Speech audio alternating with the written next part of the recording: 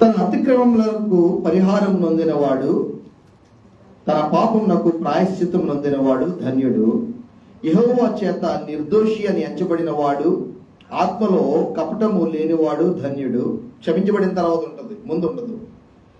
నేను మౌనినై ఉండగా దినమంతయు నేను చేసిన నా ఆర్తధ్వని వలన నా ఎముకలు క్షీణించినవి.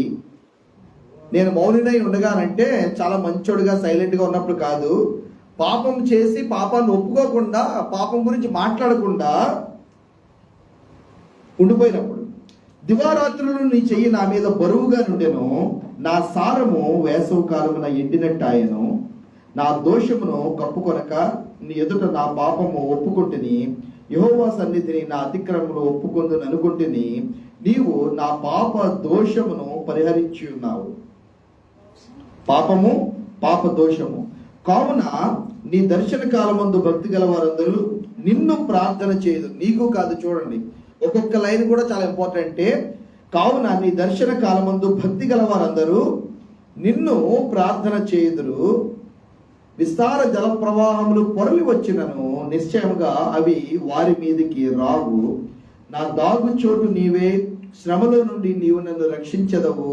విమోచన గానములతో. ఏ గానములమ్మా?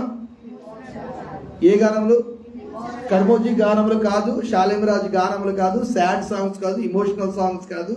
సైకలాజికల్ సైకో ఫ్యాక్టర్తో ఆడవాళ్ళకి, బలహీన మనస్తత్వం ఉన్న వాళ్ళకి, బాధల్లో ఉన్న వాళ్ళకి ఇంకొంచెం ఇంకా కొంచెం గట్టిగా ఏర్పించే పాటలు కాదు. నో. విమోచన గానములతో నీవు నన్ను ఆవరించదవు. నీకు ఉపదేశం చేసేదను, నీవు నడవవలసిన మార్గంను నీకు బోధించేదను. నీ మీద దృష్టి ఉంచి నీకు ఆలోచన చెప్పేదను. బుద్ధి జ్ఞానములు లేని గుర్రము వలనైనను కంచెర గాడిద వలనైనను మీరు, దేవునికి స్తోత్రం, ప్రభు కొన్ని మంచి వస్తువులతో మనం పోలుస్తున్నాడు. అలా ఉండమని కదా, అలా ఉండొద్దని.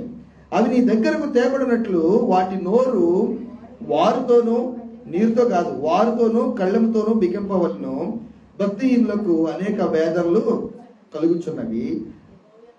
యెహోవా యందు నమ్మకించు వారిని ఏమి ఆవరిస్తుంది? ఏం ఆవరిస్తుంది? విమోచన గానములా? విమోచన గానములు కృప ఆవరించున్నావా? సాడ్ సాంగ్స్ కన్నీళ్లు ఆవరించున్నాయా? Hello yeah. మెయిన్ విమెన్ ఎందుకంటే వాళ్ళ ఇమోషనల్, వాళ్ళ హార్మోన్కి సంబంధించి, లైఫ్ సైకిల్కి సంబంధించి వాళ్ళలో మానసికంగానే స్వాభావికంగా ఈ బలహీనమైన సెల్ఫ్ పిటీ అనేది ఏదైతే ఉంటుందో దాన్ని మనము సాతాను యొక్క అస్త్రం లాగానే చూడాలా. యెహోవా యందు నమ్మిక ఉంచు వానిని కృప ఆవరించుచున్నది. నీతిమంతులారా యెహోవాను బట్టి, నీతిమంతులారా యెహోవాను బట్టి సంతోషించుడి, ఉల్లసించుడి.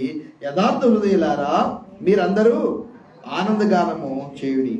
ఈ యొక్క దైవ ధ్యానము, దావీదు యొక్క ప్రార్థనాపూర్వకమైన పాట ఇక్కడ మనం చూస్తున్నాం. ఇవాళ మనం చూసే ఒక ప్రాముఖ్యమైన విషయం ఏంటంటే దేవుని ద్వారా క్షమించబడ్డం. Forgiveness of God. How to receive forgiveness of God? When we should seek forgiveness from the Lord. ఒకవేళ దేవుని దగ్గరికి రాకపోతే, ఆయన దగ్గర నుంచి క్షమాపణ మనం పొందుకోకపోతే, క్షమాపణ పొందుకునే మనసు ఒకవేళ మనకు లేకపోతే పర్యవసానం ఏంటి? క్షమించబడని పాపం యొక్క పర్యవసానం ఏంటి? ఒకవేళ పాపం క్షమించి వేయబడినా ఆ నిశ్చయత మనకు లేకపోతే సమస్య ఏంటి? నిశ్చయత ఉంది, పాపము ద్వారా, పాపంలో ప్రభు అయిన యేసుక్రీస్తు రక్తం ద్వారా క్షమించబడ్డాన్ని నిశ్చయత ఉన్నా సరే, ఒకవేళ అపరాధ భావం, పాప దోషము మనల్ని దహించి వేస్తుంటే దానికి పరిష్కారం ఏంటి? ఆ తర్వాత ప్రభువు మనల్ని క్షమించడానికి ఆయన ఏ మూల్యం చెల్లించవలసి వచ్చింది? ఇవన్నీ కూడా కూర్చోవాలి. ఇవన్నీ కూడా మనం వాళ్ళ అధ్యయనం చేయడానికి సిద్ధంగా ఉన్నాం. చెప్పాను కదా, అంత వెంటనే కాన్సన్ట్రేట్ చేయడానికి ఈజీగా ఉండదు, కానీ జీవితానికి ఉపయోగకరమైనవి, కొన్నిసార్లు జీవితానికి చాలా ఉపయోగకరమైనవి, అట్రాక్టివ్గా ఉండవు. రైట్? కాబట్టి వినాలి. మనలో చాలా మంది చాలాసార్లు ఈ యొక్క పాపము జరిగిపోయింది, పాపము చేసేసాము, పొరపాటు జరిగిపోయింది, సమయము వేస్ట్ అయిపోయింది, దేవునికి అవిధేయతలో జీవించాము, దేవునికి అయిష్టమైన జీవితం జీవించాము అని మనకు తెలుస్తుంది. తర్వాత తెలిసిన తర్వాత కూడా మరలా ఒకవేళ ప్రభువుని క్షమాపణ అడిగినా మళ్ళీ దాని యొక్క అపరాధ భావం ఇంకా అలా ఉంటూనే ఉంటుంది. ఎవరు కూడా దాన్ని మార్చలేదు, ఎందుకంటే సమయం వెనక్కి తీసుకుని వెళ్ళలేం.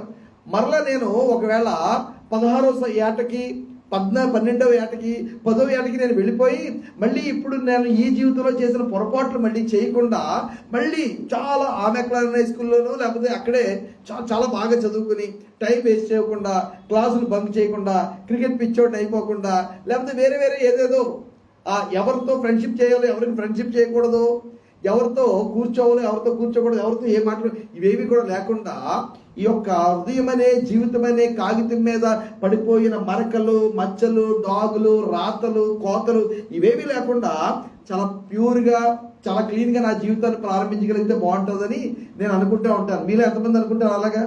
If you can start back, if you can go back in time and not do the mistakes that you have already committed, అలాగా జీవితాన్ని ప్రారంభిస్తే ఇంకొక అవకాశం వచ్చి ఉండేది అంత బాగుంటుంది.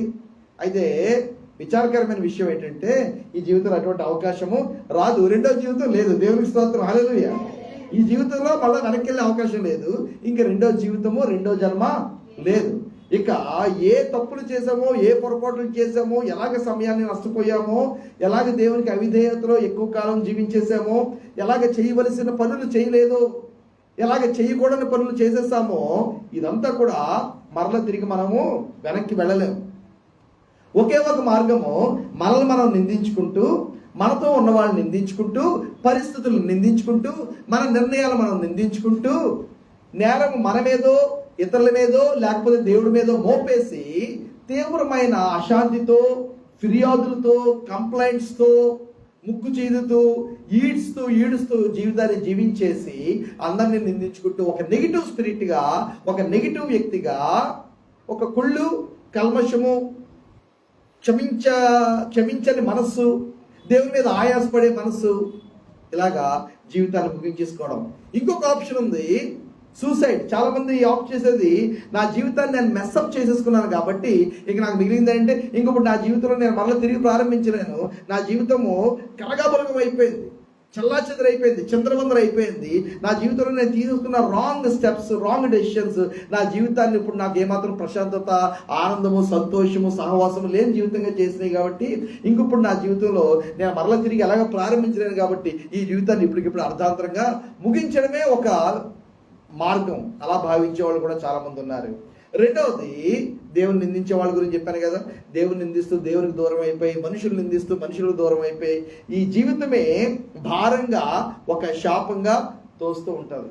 మరి ఎలాగా ఈ పాపం వల్ల కానీ, పొరపాట్ల వల్ల కానీ, మన యొక్క నిర్ణయాల వలన కానీ, మన చాయిసెస్ వలన కానీ, లేకపోతే మన చేతుల్లో లేని విషయాల వలన కానీ మన జీవితము కలగబలగం అయిపోతే, చల్లాచెదరం అయిపోతే, మెస్సప్ అయిపోతే, మన జీవితము విరిగిపోతే, నలిగిపోతే ప్రభు యొక్క వాక్యము ఏం చెప్తుంది ఈ సందర్భం గురించి అనేది మనము ఆలోచన చేయాలి. ప్రభు యొక్క కృపలో మనకి గొప్ప అవకాశాలు ప్రభు ఇస్తూనే ఉంటారు, మరల అవకాశాలు ఇస్తారు.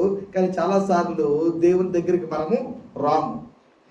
కాబట్టి మనం వాళ్ళు అర్థం చేసుకోవాల్సింది, నిజంగానే దేవుని ద్వారా మనం అందరం కూడా క్షమించబడిపోయాము, మన క్షమాపణ పక్కా నిశ్చయిత మనకుందా? ఈ ఉదయకాలంలో, ఆదివారం ఉదయం, ఇది ఫస్ట్ మనం ప్రశ్న వేసుకోవాలి. Do you know you are fully forgiven by God? Do you know you are fully forgiven by God? దేవుని ద్వారా పూర్తిగా క్షమించబడ్డదానివి, క్షమించబడ్డవాడివి అని తెలుసా? లేకపోతే ఇంకా కండెమ్నేషన్ అనేది ఉన్నది అని అనుకుంటున్నామా?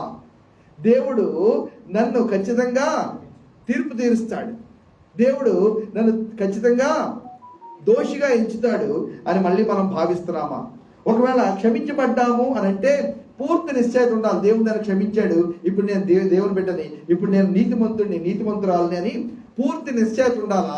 ఈ విషయంలో మాత్రము ఏమాత్రము అరకొరగా, యథాలాపంగా స్టేటస్ కో కంటిన్యూ చేస్తూ తర్వాత చూసుకుందాంలే, తర్వాత సరి చేసుకుందాంలే, తర్వాత లెక్కలు సరి చేసుకుందాం, క్షమించవలసిన వాళ్ళని తర్వాత క్షమిద్దాం, దేవుడిని క్షమాపణ అడగవలసిన విషయాల్లో తర్వాత దేవుడిని క్షమాపణ అడుగుదాం అనుకుంటే అది బహుశా చాలా లేట్ అయిపోతుంది.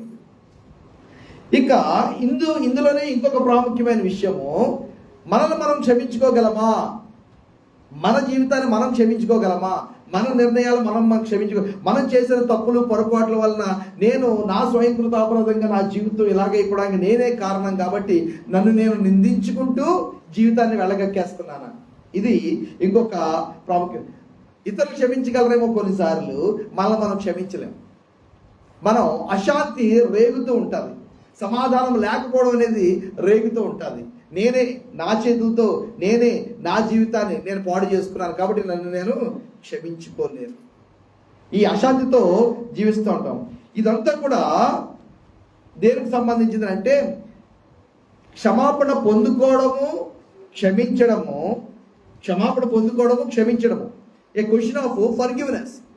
మనము ఎవరైతే క్షమించాలో వారిని క్షమించి వేసేయాలా. దేవుని దగ్గర నుంచి, మనుషుల దగ్గర నుంచి పొందుకోవాల్సిన క్షమాపణను కూడా మనము పొందుకోవాలి. అది ఒకటి. రెండవది, క్షమించబడ్డం అనేది పక్కన పెడితే అపరాధ భావం గురించి చెప్తాను కదా.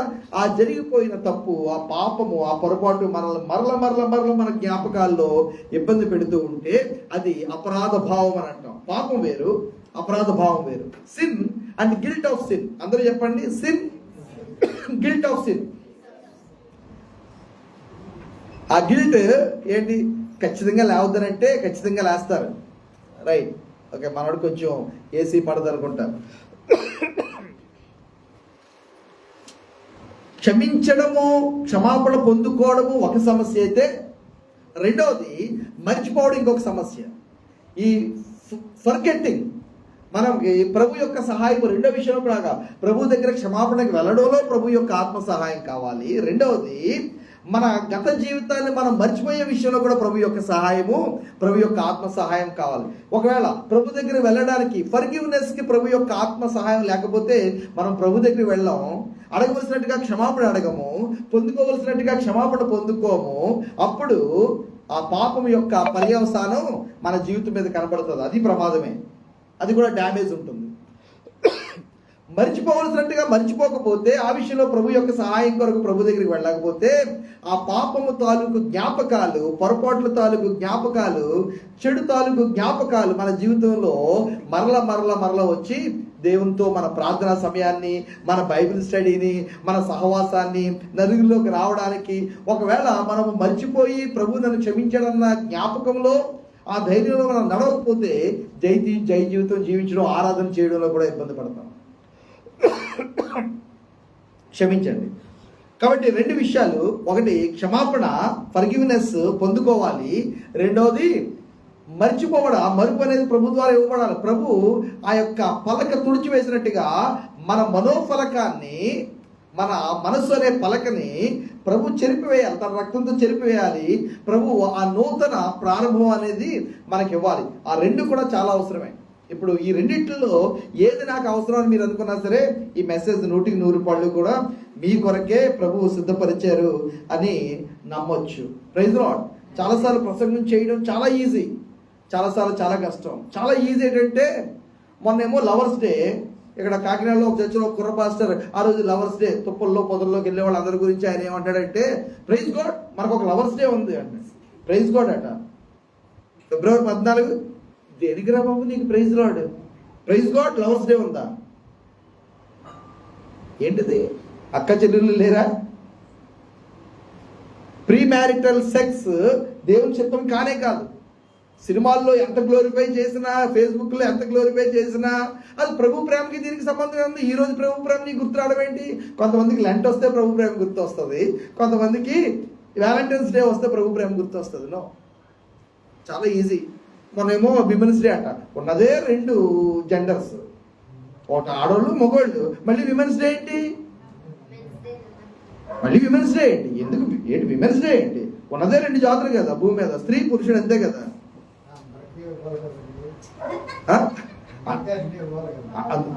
ఉన్నదే ఇద్దరం. మీకు నేను, నాకు మీరు అంటే ఆడవాళ్ళు చెప్తాను. ఆడవాళ్ళకి మొగోళ్ళు, మొగోళ్ళకి ఆడవాళ్ళు. మళ్ళీ విమెన్స్ డే అందరూ సగం జనాభా ఆళ్లే కదా, ప్రపంచంలో సగం జనాభా కంటే ఎక్కువ ఆళ్లే. మళ్ళీ విమెన్స్ డే ఏంటి? దాన్ని జరుపుకునేవాడు ఒకడు, మళ్ళీ దాని మీద ఒక ప్రసంగం. మదర్స్ డే, ఆ రోజు మళ్ళీ మరీ గుర్తు వస్తుందో, అన్నా గుర్తు వస్తుందో. ప్రసంగాలు చాలా ఈజీ. లోకంలో ఎవడు ఏం జరుపుకుంటాడో దాని మీద ఒక ప్రసంగం చేసి తయారైపోయింది అంతే. దేవుని ఆత్మ దగ్గర వినక్కర్లే, సంఘానికి ప్రభు ఏం బోధిస్తున్నాడన్న సమస్య లేదు. సంఘంతో ఆత్మ చెప్పుచున్న మాట ఎవడో వినొద్దు. లోకంలో జరుగుతున్న విషయాలు సంఘంలోకి తెచ్చిపెట్టండి, దాన్ని స్పిరిచువలైజ్ చేయండి. పెళ్లి కొడుకు పెళ్లి కూతురు చూసినప్పుడు కొబ్బరి బోండం తీసుకొచ్చినట్టుగా స్పిరిచువలైజ్ చేయడమే. అక్కడ పరిశుద్ధ పాఠమే స్పిరిచువలైజ్ అయిపోయింది, క్రిస్టియన్ అయిపోయింది ప్రోగ్రామ్. నో. కాబట్టి ఈ వాక్యాన్ని మనం జాగ్రత్తగా విందాము. చాలాసార్లు మనము ఈ యొక్క పాపం గురించి, పొరపాట్ల గురించి, జీవితము మనది మారుడైపోయింది, మెస్సీ అయిపోయింది, మన జీవితము గందరగోళం అయిపోయింది అనుకున్నప్పుడు చాలాసార్లు మనం చేసే పొరపాటు ఏంటంటే, మనలో, మన యోగ్యతల్లో, మన జీవితంలో, మన నిర్ణయాల్లో, మన జ్ఞానంలో మనల్ని మనం తొంగి చూసుకుంటాము. వేరే మనం చూడవలసింది ప్రభు వైపు, వాక్యం వైపు, పరిశుద్ధాత్మ వైపు, పరలోకం వైపు, సిలువ వైపు, ఆయన రక్తం వైపు, ఆయన చేసిన కార్యం వైపు, ఆయన వాగ్దానాల వైపు. Praise the Lord. హల్లెలూయా. మనలో మనం ఎప్పుడైతే చూసుకుంటామో ఇంకా ఎక్కువ నిరాశ వస్తుంది, ఇంకా ఎక్కువ అపజయమే కనబడుతుంది, ఇంకా ఎక్కువ చీకటే కనబడుతుంది, ఇంకా ఎక్కువ బలహీనతలే కనబడతాయి, ఇంకా ఎక్కువ అపజయాలే కనబడతాయి. ప్రభులో చూసినప్పుడు నా జయము, నా నిరీక్షణ, నా విడుదల, నా రక్షణ, నా స్వస్థత, ప్రభువు నాకు ఇచ్చిన సర్టిఫికెట్, నా నీతి, నా పరిశుద్ధత ప్రభులో కనబడతాయి. Praise the Lord. కాబట్టి ఎలాగ మనం లోగా ఫీల్ అయినప్పుడు మనలో మనం చూసుకోము, మనం చాలా స్పిరిచువల్గా ఉన్నాం. ఒకవేళ ఉదయాన్నే లేచి 3 గంటలు 4 గంటలు లేచిపోయి 1-2 గంటలు ప్రార్థన చేసేసుకుంటే నేను చాలా స్పిరిచువల్ అన్న ఫీలింగ్ వస్తుంది. ఆ రోజు ఏ కారణం చేత లేవడానికి అవ్వలేదు, ప్రార్థన తక్కువ చేసామనుకో, నేను చాలా అన్స్పిరిచువల్ అన్న ఫీలింగ్ వస్తుంది. 2 ఫీలింగ్స్ కరెక్ట్ కాదు. 2 ఫీలింగ్స్ కరెక్ట్. అసలు మన ఫీలింగ్సే కరెక్ట్ కాదు. ఆత్మ జీవితంలో మన ఫీలింగ్స్ కరెక్ట్ కాదు. ప్రభు నా గురించి ఏమంటాడు అన్నది మాత్రమే కరెక్ట్. ఒకవేళ అన్య దేవతల్లో ఒకళ్ళలాగా నువ్వు లేచి 3 గంటలు ప్రార్థన చేస్తాను కదా, చేయలేదని త్రిశూలం తీసుకొచ్చి పక్కలో పడుకుంటున్నప్పుడు పక్కలో పొడిచేస్తున్నట్టుగా మెలకు వచ్చింది, అయ్యో పోయి చెమటలు పెట్టేసి, ఇటువంటి దేవుడు కాదు ఈయన. లేకపోతే రాత్రి పడుకున్నప్పుడు రాత్రి ప్రార్థన చేసి పడుకుంటా అన్నావు కదా, నువ్వు ప్రార్థన చేయకుండా పడుకున్నావు, లేకపోతే మీటింగ్కి వెళ్ళొచ్చి పడుకుంటాను, మీటింగ్కి వెళ్ళకుండా పడుకున్నావు, ఇంట్లోనే పడుకున్నావు అని నాలుగు ఎంత పెద్దది చేసుకుని ఎవరో రాత్రి ఈ ప్రభు దీర్ఘశాంతపూర్ణుడు. కాబట్టి మనలో మనం చూసుకోవడం కాదు, మనం ఏం చేసేసాం, మనం ఏం చేయలేదు అన్నది కూడా ప్రభువు దగ్గర పరిగణనలోకి రాదు. మనం ఏం చేసినా సరే ప్రభు దగ్గర మనం వెళ్ళాలి, మనం ఏం చేయకపోయినా సరే ప్రభు దగ్గర వెళ్ళాలి. Praise the Lord. మనం చాలా భక్తిగా, నీతిగా జీవితాన్ని జాగ్రత్తగా గడిపేస్తామని అనుకున్నామా, ప్రభు దగ్గరికి వెళ్ళాలి, ప్రభుకే మహిమ. ఒకవేళ మన జీవితాన్ని మనం గందరగోళ పరిచేసుకున్నాము, అస్తవ్యస్త పరిచేసుకున్నాము, ప్రభు దగ్గరికి వెళ్ళాలి, ప్రభుకే మహిమ, ప్రభువే బాగు చేస్తాడు. కాబట్టి మనలో మనం చూడొద్దు, ప్రభు వైపు చూద్దాము, ఆయన దగ్గరికి వెళ్దాం, ఆయన దగ్గర నుంచి క్షమాపణ మనం పొందుకుందాము. Praise the lord. విశ్వాసం ద్వారా ప్రభు దగ్గరికి రావడమే. ఎందుకంటే మన జీవితాన్ని మనం ఒకవేళ అస్తవ్యస్త చేసేసుకుని ఉంటే దాన్ని సరిచేయడానికి మూల్యం కూడా ఆయనే చెల్లించాడు. Praise the Lord. దానికి పెయిన్ అండ్ పనిష్మెంట్ 2 విషయాలు ఉంటాయి. Pain and punishment. ఒకవేళ ఒక తప్పు నిర్ణయం జరిగిపోయింది, పొరపాటు నేను చేశాను, నేను ఒకవేళ తప్పు పొరపాటు నేను చేస్తే, నా వల్ల ఒక అపరాధం జరిగితే, ఒక దోషం జరిగితే, ఒక నేరం జరిగితే, ఈ యొక్క దేశంలో పౌర చట్టాల విషయంలో కానీ, ఇంటి విషయంలో కానీ, డబ్బు విషయంలోనే కానీ, నైతికంగా కానీ, దేవుని దగ్గర కానీ, ఏ విషయంలో అయినా సరే ఒక మిస్సింగ్ ద మార్క్ అని అంటారు. తప్పు, పొరపాటు, పాపం అనే దానికి పాత రోజుల్లో ఇలాగ గుండ్రంగా ఆర్చరీ విలువిద్య చేసేవాళ్ళు అక్కడి నుంచి వచ్చింది. ఆ విలువిద్య చేసేవాళ్ళు సర్కిల్ ఉంటుంది, సర్కిల్ మధ్యలో రెడ్ సర్కిల్ ఉంటుంది, లేకపోతే బ్లాక్ సర్కిల్ ఉంటుంది సరిగ్గా సెంటర్లో. ఆ విలువిద్య చేసేవాళ్ళని అక్కడ నించో పెడతారు, మాస్టర్ ఉంటాడు, చూస్తూ ఉంటాడు, నువ్వు సరిగ్గా సెంటర్లో కొట్టాలి, బాణంతో సరిగ్గా సెంటర్లో కొట్టాలి, ఆ సెంటర్లోకి నువ్వు రీచ్ అవ్వాలి, నువ్వు విసిరే బాణం. సో ఎప్పుడైతే అది ఆ సెంటర్ దగ్గర నుంచి first circle, second circle, third circle ఏమాత్రం బయటకు వచ్చినా సరే you have miss the mark అనేవారు. You have miss the mark. నీవు చేరుకోవాల్సిన చోటుకి చేరుకోలే, ఆ ఎక్స్పెక్టేషన్ రీచ్ అవ్వలే, ఉండవలసినట్టుగా లేవు నువ్వు. కాబట్టి దాన్ని సిన్ అనే మాట అక్కడ వాడేవారు. ఆ పదం నుంచే ఇంగ్లీష్లో సిన్ అనే మాట తీసుకున్నారు. You have sinned. అందుకే ఇంకొక మాట ఏమడుతున్నాడు, fell short of. There is no difference. All have sinned and fell short of the glory of God. ఏ భేదం లేదు, అందరూ పాపము చేసి దేవుడు అనుగ్రహించు మహిమను పొందలేకపోతున్నారు. అక్కడి వరకు రీచ్ అవ్వలేకపోవడం, ఆ దేవుని యొక్క మహిమనే మార్క్ వరకు రీచ్ అవ్వలేకపోవడం, ఆ యొక్క centre of God's glory, centre of God's will, centre of God's నేచర్ని మనం పొందుకోలేకపోవడం మానవ స్వభావంలో, అది పాపం. ఇటువంటిది జరిగినప్పుడల్లా మనం అర్థం చేసుకోవాల్సింది, దాన్ని సరిచేయడానికి మూల్యం చెల్లించాలి, వెల చెల్లించాలి. దాని తాలూకు బాధ ఉంటుంది, దాని తాలూకు పర్యవసానం ఉంటుంది, దాని తాలూకు రిపర్కషన్స్ ఉంటాయి. అయితే సంతోషకరమైన వార్త ఏంటంటే ఆ పనిష్మెంట్ కానీ పెయిన్ కానీ ప్రభు అయిన యేసుక్రీస్తే భరించేశారు మన కొరకు. ప్రైజ్ ది లార్డ్, హల్లెలూయా. ఆయన ఎందుకు భరించాలా? ఇది కూడా నేను మీకు చెప్తాను. ఇది కొంచెం అడ్వాన్స్గా అనిపించవచ్చు, ఇది ఇప్పుడప్పుడే ఎందుకు మాకు అని మీరు అనుకోవచ్చు. అది కూడా నేను మీకు చెప్తాను, ఎందుకంటే బోధించాలి. నాకు తెలిసిందంతా కూడా నేను మీకు బోధించాలని ఆశపడతాను కాబట్టి. ఆయన ఎందుకు భరించాలా? నేను తప్పు చేశాను,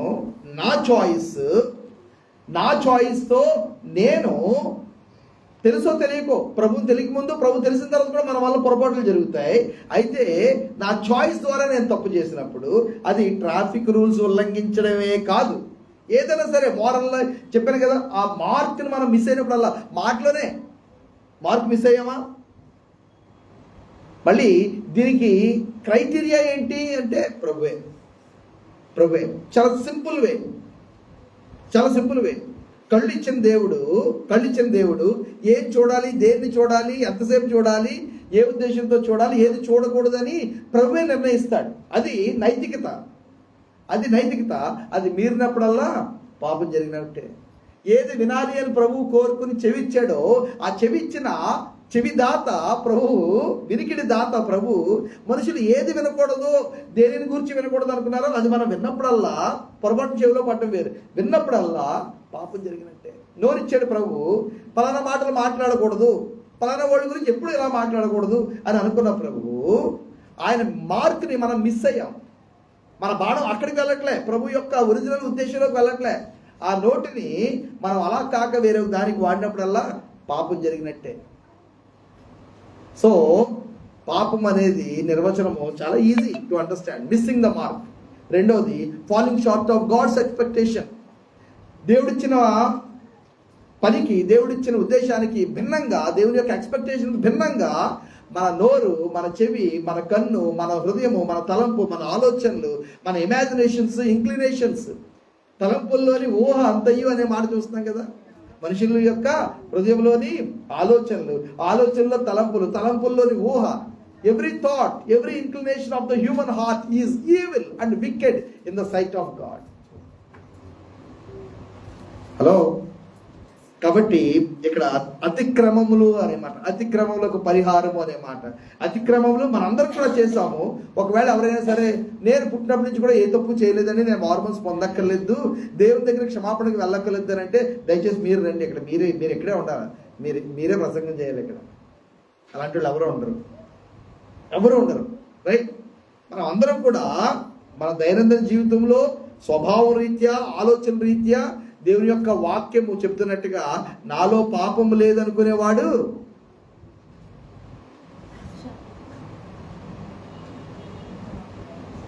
అయ్యో అదేంటిది,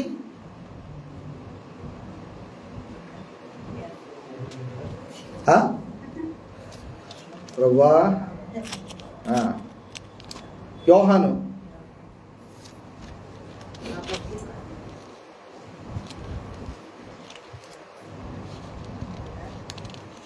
1 John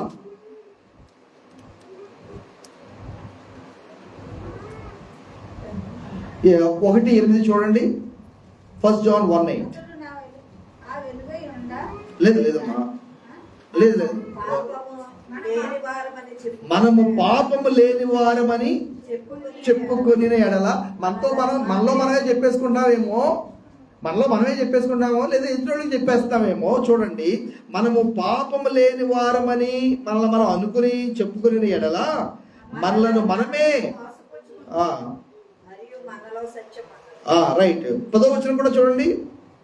మనము పాపమే చేయలేదని చెప్పుకునే ఎడల, మనము పాపము చేయలేదని చెప్పుకునే ఎడల ఇంకా ఆయనను అబద్ధికునిగా చేయవారు మగుదము. కాబట్టి ఈ యొక్క ఫర్గివ్నెస్ గురించి మరి మాకు ఎందుకు లేదు, మేము ఎప్పుడో క్రైస్తవులు అయిపోయాం కదా అని అంటే, విషయం ఏంటంటే ఒకవేళ మనం నిజంగా పాపం చేయలేదని అంటే ఒకటి మనల్ని మనం మోసం చేసుకుంటున్నాము, మనల్ని మనం మోసం రెండవది ఆయన అబద్ధికుని చేస్తున్నాం, కాబట్టి ఇది మనం ఆలోచన చేయవలసిన విషయం. కాబట్టి ప్రభు మనకి ఈ యొక్క ఫ్రీడమ్ ఇవ్వాలనుకుంటున్నారు. దేని నుంచి అంటే అపరాధ భావం నుంచి, పాపం యొక్క పర్యవసానాల నుంచి కూడా ప్రభు మనకి. సో ప్రభు చాలా క్షమించేస్తాడు. ప్రభు ఎలా క్షమిస్తాడో నేను చెప్తాను. అయితే ప్రభు క్షమించిన తర్వాత కూడా ఒకవేళ నేను ఈ లోకంలో చేసిన పాపానికి తగిన పర్యవసానం, కాన్సిక్వెన్స్ నేను చెల్లించాల్సిందే. ఫర్ ఎగ్జాంపుల్, దొంగతనం చేసాం, పట్టుబడిపోయాం, ప్రభు క్షమిస్తాడు. మనుషులు క్షమించవచ్చు, క్షమించకపోవచ్చు. అయితే జ్యుడిషియల్ సిస్టంలో పడవలసిన శిక్ష, హత్య జరిగిపోయింది, నేను నరహత్య చేసేసాను, నేను నరహత్య చేస్తాను ఫర్ ఎగ్జాంపుల్ అనుకోండి. లేకపోతే ట్రాఫిక్ కారు వేసుకుని ఎవరినో గుద్దీసాను, చంపేశాను. ప్రభు నా చేతుల ద్వారా అనవసరంగా ఒక ప్రాణం పోయింది, నన్ను క్షమించానంటే ప్రభు క్షమిస్తాడేమో, కానీ legal system it will carry on. దేవుడు నేను క్షమించాడు, అయితే మేము కూడా నీకు శిక్ష విధించమని యేసు ప్రభులో చెప్పరు కదా.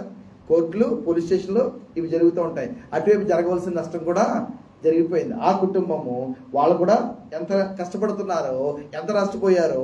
ఒకవేళ నేను ధనం ఇచ్చినా సరే వ్యక్తిని తీసుకురాలేను కాబట్టి ఆ కుటుంబము వాళ్ళ నష్టం కూడా నికరమైన నష్టమే. సో ప్రభు క్షమించేస్తాడు. అయితే అజాగ్రత్తగా మనం ఉండలేము, నిర్లక్ష్యంగా మనం ఉండవు. అది ఒక వ్యక్తిని చంపడం వరకే కాదు, ధనాన్ని మోసం చేయడం వరకే కాదు, లేకపోతే నైతికమైన విషయాల్లో పాపానికి సంబంధించి కూడా చాలా రకాలైన పర్యవసానాలు ఉంటాయి. ఇక్కడ చూడండి 3వ వచనం, నేను మౌనినై ఉండగా ఉంది కదా, 32 కీర్తన 32:3. నేను మౌనినై ఉండగా అనే మాట మనకు అర్థమైంది కదా. మౌనినై ఉండగా అంటే పాపము జరిగిపోయింది. ఎవరితో చేశాడు పాపము? దావీదు బేత్షెబా విషయంలో పాపం జరిగిపోయింది. కానీ ఆ తర్వాత ఏమి అనకుండా సైలెంట్గానే ఉన్నాడు. ఆ పాపము బట్టబయలయ్యే పరిస్థితి వచ్చింది. కానీ ఏం చేశాడని అంటే ఒక మర్డర్ కూడా చేసేస్తాడు. వ్యభిచారం జరిగిపోయింది, మర్డర్ కూడా, నరహత్య కూడా జరిగిపోయింది. కానీ సైలెంట్గా ఉన్నాడు. కాబట్టి సైలెంట్గా ఉన్న వాళ్ళందరూ మంచోళ్ళు అని అనుకోవచ్చు సుమా. Praise the lord. అదే మనం చాలా సైలెంట్ అని అనుకుంటాము. సైలెంట్గా ఉన్నవాళ్ళు సైలెంట్గానే ఉన్నారని అంటే ఏదో ఉందని కూడా అర్థమై ఉండొచ్చు. కాబట్టి జాగ్రత్తగా ఉండండి. Praise the Lord. చెప్పట్లేదు చూడండి. మీరు సైలెంట్గా ఉంటే మీరు ప్రాబ్లం ఉన్నట్టే. ప్రైజ్ ది లార్డ్ చెప్పండి. కాబట్టి ఈయన మౌనిగా ఉన్నాడట. బహుశా ఈయన సామెతలు చదువుంటాడు. సామెతలు అంటే మరి సొలొమోన్ తర్వాత వచ్చాడు, కానీ చెప్తున్నా ఈయన గడుపులో వచ్చినాడే కదా. నోరు మూసుకున్న ఎదరో నిన్ను జ్ఞానిగా ఎంచుతారు అని అంటే చాలా సైలెంట్గా ఉన్నాడంటే అందరూ అనుకుంటారు ఏంటి దావీదు గారు చాలా సైలెంట్ అయిపోయారంటే వెనకతలు జరిగే ప్రమాదకరమైన విషయాలు జరిగిపోతున్నాయి, కుట్రలు జరిగిపోతున్నాయి, కుటుంబాలు నాశనం అయిపోతున్నాయి, శాపం రాజ్యం మీదకి, కుటుంబం మీదకి, జీవితం మీదకి వచ్చేస్తుంది. కానీ సైలెంట్గా ఉన్నాడు. సైలెంట్గా ఉండడం అంటే అర్థం మనం మామూలుగా ఉండే సైలెన్స్ కాదు. దేవుని దగ్గర ఆ పాపమును గురించి కొండ బద్దలు కొట్టినట్లుగా ప్రభు దగ్గర హృదయంలో ధార పోసుకోకుండా, క్షమాపణ అడగకుండా, ప్రభుతో సమాధాన పడకుండా ప్రభు యొక్క ఆత్మ దర్శిస్తూ ఉంటే, మాట్లాడుతూ ఉంటే, అలాగే అసలు ఏమి జరగనట్టుగా దానివల్ల పెద్ద నష్టం ఏమి నేను చేసేలేదు, ఎవరికి పెద్ద నష్టం, నేను రాజుని కదా న్యాయం చేసేస్తాను, ఒకవేళ అతను చచ్చిపోయిన కుటుంబానికి న్యాయం చేసేస్తాను, ఒకవేళ బెయేర్షెబాకు అన్యాయం జరిగిపోయిందనంటే బెయేర్షెబాకు కూడా నేను న్యాయం చేస్తాను, బిడ్డ పుట్టేస్తాడా బిడ్డకు కూడా నేను న్యాయం చేస్తాను. తనని ఒక షెపర్డ్గా, ఒక కాపరిగా ఉన్న స్థితి నుంచి ఒక ప్రపంచంలోనే గొప్ప జాతికి రాజుగా చేసిన దేవుని దగ్గర ఈ యొక్క సౌభాగ్యాన్ని చాలా తేలికగా దావీదు అంచనా వేశాడు. సైలెంట్గా ఉన్నాడు. అయితే పాపం ఊరుకోవట్లే, అపరాధ భావం ఊరుకోవట్లే, పాప దోషము ఊరుకోవట్లే, అది ఊరుకోదు. పర్యవసరాలు ఉంటాయి చూడండి, నేను మీకు చూపిస్తాను. నేను మౌనమై ఉండగా దినమంతయు నేను చేసిన నా ఆర్తధ్వని వలన. అదేంటి సైలెంట్గా ఉన్నాను ఇప్పుడే కదా చెప్పాడు. దినమంతయు నేను చేసిన నా ఆర్తధ్వని వలన మనిషి పైకి చూడటానికి చాలా కామ్ అండ్ క్వైట్గా, కంపోజ్డ్గా, మంచి రాజు బట్టలు వేసుకుని ప్రశాంతంగా నడుస్తున్నట్టుగా, పచారులు చేస్తున్నట్టుగా, వాకింగ్కి వెళ్తున్నట్టుగా, షికారుకి వెళ్తున్నట్టుగా, సంగీతం వింటున్నట్టుగా ఉన్నాడు. కోర్టులో కూర్చుని న్యాయము, తీర్పులు అది అంతా వింటున్నట్టుగా, ఇస్తున్నట్టుగా ఉన్నాడు. పరిపాలన చేస్తున్నట్టుగా ఉన్నాడు. భోజనం దగ్గర మిగతా కుటుంబ సభ్యులతో అందరూ కలిసి భోజనం చేస్తున్నట్టుగా ఉన్నాడు. కానీ ఆ వ్యక్తి లోపల ఆర్తధ్వని ఇది దేనికి సంబంధించిన ఆర్తధ్వని? పాపం చేస్తారు ప్రభువా క్షమించి కాదు, నో, అది ఇంకా తర్వాత రావాలి, అది ఇంకా రావాలి. అయితే అదే వచ్చుంటే ప్రవక్త అయిన నాతాను వచ్చే వరకు కూడా ఉండేది కాదు. పాపమే లోపల పర్యవసానాల గురించి కేకలు వేస్తుంది. అంతరాత్మ చెబుతూ ఉన్నది దావీదు యొక్క ఆత్మతో. దేవుడు పెట్టిన ఆత్మ, దేవుడు పెట్టిన ఆ దీపము అంతరంగాన్నింటినీ కూడా శోధిస్తూ ఉంటుంది. టెర్రిబులీ రాంగ్, టెర్రిబులీ రాంగ్, టెర్రిబులీ రాంగ్, చాలా భయంకరమైన అపరాధము, భయంకరమైన అపరాధము, దేవునికి అయోగ్యమైంది. పైకి సైలెంట్గా ఉన్నాడు. ఆంతరంగిక పురుషుని యొక్క స్వరము ఆర్తధ్వనిలా ఉంది. దావీదు యొక్క స్వరము చాలా సైలెంట్గా దాన్ని, నేను ఇక్కడ ఎంత మాట్లాడుతూ ఉంటే వెళ్ళి ఆదేశ సౌండ్ పూర్తిగా తగ్గించాడు అనుకోండి, మీకు నా యాక్షన్ కనపడుతుంది, సౌండ్ రాదు. దావీదు యొక్క యాక్చువల్ అంతరంగిక పురుషుడు లోపల ఆత్మధ్వనిలో ఉన్నాడు, పైకి మాత్రం బాహ్య పురుషుడైన దావీదు సైలెంట్గా చేతులు కట్టుకుని పచ్చారులు చేస్తున్నాడు. ఇది మన జీవితంలో కూడా మనం దీనికి అన్నిటికీ జీవితంలో మనం నూతన నిబంధనలు భక్తులు అనుకోకర్లేదు. Same body, same mind, same లోకం, సేమ్ భూమి, రైట్? ఎంతమంది దీంతో రిలేట్ అవ్వగలరో ఒకసారి చూడండి. Silent outwardly but innermost being is groaning. నా ఎముకలు క్షీణించినవి. పాపం వలన ఎముకలకు, అంటే unforgiven, undealt with sin causes decay to the bones. ఎముకలు కూడా క్షీణించిపోయేంతగా ఆరోగ్యం మీద దేవునితో సమాధాన పడని పాపము పర్యవసానము చూపిస్తూ ఉంటుంది. ఎముకలు క్షీణించిపోయిన, ఎముకల్లో క్షీణత అంటే డొల్లతనం వచ్చేసింది, తిన్నది అరగట్లేదు. పాపం యొక్క పర్యవసానాలు. దివారాత్రులు నీ చెయ్యి నా మీద బరువుగా ఉండెను అనే మాట. అంటే ఆత్మీయ జీవితము దేవుని యొక్క చెయ్యి గురించి మాట్లాడుతున్నారు కాబట్టి ప్రభు దగ్గరికి ప్రార్థనకి వెళ్ళాలనుకున్నప్పుడు ప్రభు తోసేస్తున్నట్టుగా ఫీల్ అయింది.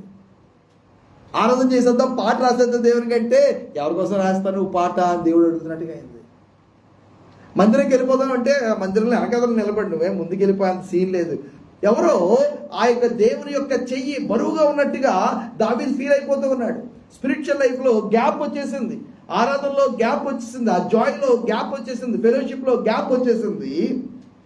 నా సారము వేసవి కాలమున ఎండినట్టు ఆయన. అంటే ఫిజికల్గా పాపం యొక్క ప్రభావం ఉంటుంది, ఇమోషనల్గా పాపం యొక్క ప్రభావం ఉంటుంది, స్పిరిచువల్గా పాపం యొక్క ప్రభావం ఉంటుంది. లేకపోతే ఏదైతే పొరపాటులు మనం చేసామో, తప్పుడు చాయిసెస్ మనం చేసామో, తొందరపాటు నిర్ణయాలు మనం చేసామో, తొందరపాటు స్నేహాలు మనం చేసామో, దాని యొక్క ప్రభావము మన జీవితంలో ఖచ్చితంగా అది కనబడుతుంది. మనం చాలాసార్లు ఏమనుకుంటాం అంటే న్యాచురల్ అనుకుంటాం, సహజంగానే వచ్చింది, మామూలుగానే వచ్చింది అనుకుంటాం. కానీ ఇది ఒక ఎలిమెంట్ ఉన్నదని దావీదు కూడా ముందు ఒప్పుకోలే, మౌనిగా ఉన్నాడు. ఒక ఎలిమెంట్ ఇది ఉంది, ఈ విషయం అన్నది మనం గుర్తించాం చాలాసార్లు. దాన్ని ఏమంటారంటే ప్రిటెన్షన్.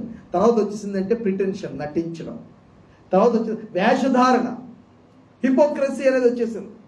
సో ఆత్మీయ జీవితంలో ఎదుగుదల ఒక్క రోజులో రాదు, ఆత్మీయ జీవితంలో పడిపోవడము ఒక్క రోజులో జరిగిపోదు. ఆత్మీయ జీవితంలో ఎదుగుదల ఒక్క రోజులో రాదు, ఆత్మీయ జీవితంలో పడిపోవడం కూడా ఒక్క రోజులో రాదు. It's all gradual. మళ్ళీ తిరిగి రెస్టోర్ అవ్వడం అది కూడా ఒక మిరాకిల్గా, ఏదో రాంబాబు గారి మీటింగ్ లేకపోతే ఎవరు మనమే పూటి వెళ్ళాం కదా, ఆ మీటింగ్ వెళ్తే మళ్ళీ స్పిరిచువల్ లెవెల్లో పీక్ వెళ్ళిపోం. మళ్ళీ మనం we have to reconstruct carefully. కోటను కట్టినట్టుగా, ఒక గోడను కట్టినట్టుగా మరలా మన ఆత్మీయ జీవితాన్ని మరలా నెమ్మదిగా బలంగా మనం కట్టుకుంటూ వెళ్ళాలి తప్ప అది సమయం తీసుకుంటే ఇది సమయం. నేను సడన్గా ఒక్కరోజు ఎవరో ఒకటి వలన పడిపోయాను, నో. దావీదు ఆ మాట చెప్పినా, ఎవరో మాట చెప్పినా అది అబద్ధం. ఏదో ఒకరోజు సడన్గా ఎవరి వలనో పడుకోండి, సాధ్యం కాదు. ఎక్కడో నీ కోట బీటలు వారడం మొదలైంది, అది టైంలో గుర్తించలే, ఆ తర్వాత కోట కూలిపోయింది. మళ్ళీ కోటని కట్టాలి, ఒక్క రోజులో కట్టేలేవు, మళ్ళీ టైం పడుతుంది, మళ్ళీ శ్రమ పడుతుంది, రైట్? చాలాసార్లు మనము ఇమోషనల్ సిక్నెస్ని గుర్తించాం, సైకలాజికల్ ఎఫెక్ట్స్ గుర్తించాం, హెల్త్ మీద ఎఫెక్ట్స్ గుర్తించాం, స్పిరిచువల్ లైఫ్ మీద ఎఫెక్ట్స్ని గుర్తించాం. చాలా ఇంపార్టెంట్. మనం ఎప్పుడు కూడా, మా నాన్నగారిలో ఒకటి ఉంది, ఆయన బాడీని అలా, వాళ్ళ నా కళ్ళు ఎలా ఉన్నాయి, నా చెవులు ఎలా ఉన్నాయి, నా స్కిన్ ఎలా ఉంది, నా హెయిర్ ఎలా ఉంది, అన్నీ కూడా చూసుకుంటూ ఉండేవారు. అంటే ఆలోచన చేసుకుంటూ, ఆ సెల్ఫ్ అవేర్నెస్ అని అంటారు డాక్టర్లు, అది చాలా మంచిది. అందుకే ఆయన మేము పుట్టక ముందు నుంచి బాగా హై షుగర్ ఉన్నప్పటికీ కూడా చాలా లాంగ్ లైఫ్ జీవించారు. హార్ట్, లంగ్స్ ఒక్కొక్కటి ప్రాబ్లం పెట్టినా మళ్ళీ రికవర్ అవుతూ బౌన్స్ బ్యాక్ అవుతూ ఆయన ఎందుకున్నారంటే సెల్ఫ్ అవేర్నెస్ ఎక్కువ. అది మంచిదా చెడ్డదా తర్వాత ఎక్కువ ఆయనకి. Praise the Lord. ఆ సెల్ఫ్ అవేర్నెస్ అంటే నాలో ఏం జరుగుతుంది అని నాలంటాడు కనుక ఏం జరుగుతుందో కూడా తెలియదు, అంతా అయిపోయినా సరే తెలియదు. సెల్ఫ్ అవేర్నెస్ ఉండాలి. ఏమంటే కొంచెం నవ్వడము లేకపోతే ఫేస్లో ఏదో ఒక రియాక్షన్ చూపించాలి కదా. నవ్వేరా? Praise the Lord. మీరు అలా కొట్టేసరికి అలా చూస్తూ ఉన్నారనుకోండి, డిస్కరేజ్మెంట్ వచ్చేసి చెప్పడం చెప్పొద్దు అవదు. కొంచెం రియాక్షన్స్ ఇస్తూ ఉండాలి ఫేస్లో. అర్థమైతే అర్థం అవునట్టు. లేకపోతే మా బీహార్లో ఒక పెద్ద ఫెసిలిటీ ఉంది. ఏంటి, ఆడవాళ్ళందరూ ఇంకా ఇక్కడి నుంచి ఇలా కింద వరకు వేసుకుంటారు, గొడవే లేదు, మొగోళ్ళు చెప్పుకుంటాం హాయిగా. అలాగలా చెప్పేసుకోండి.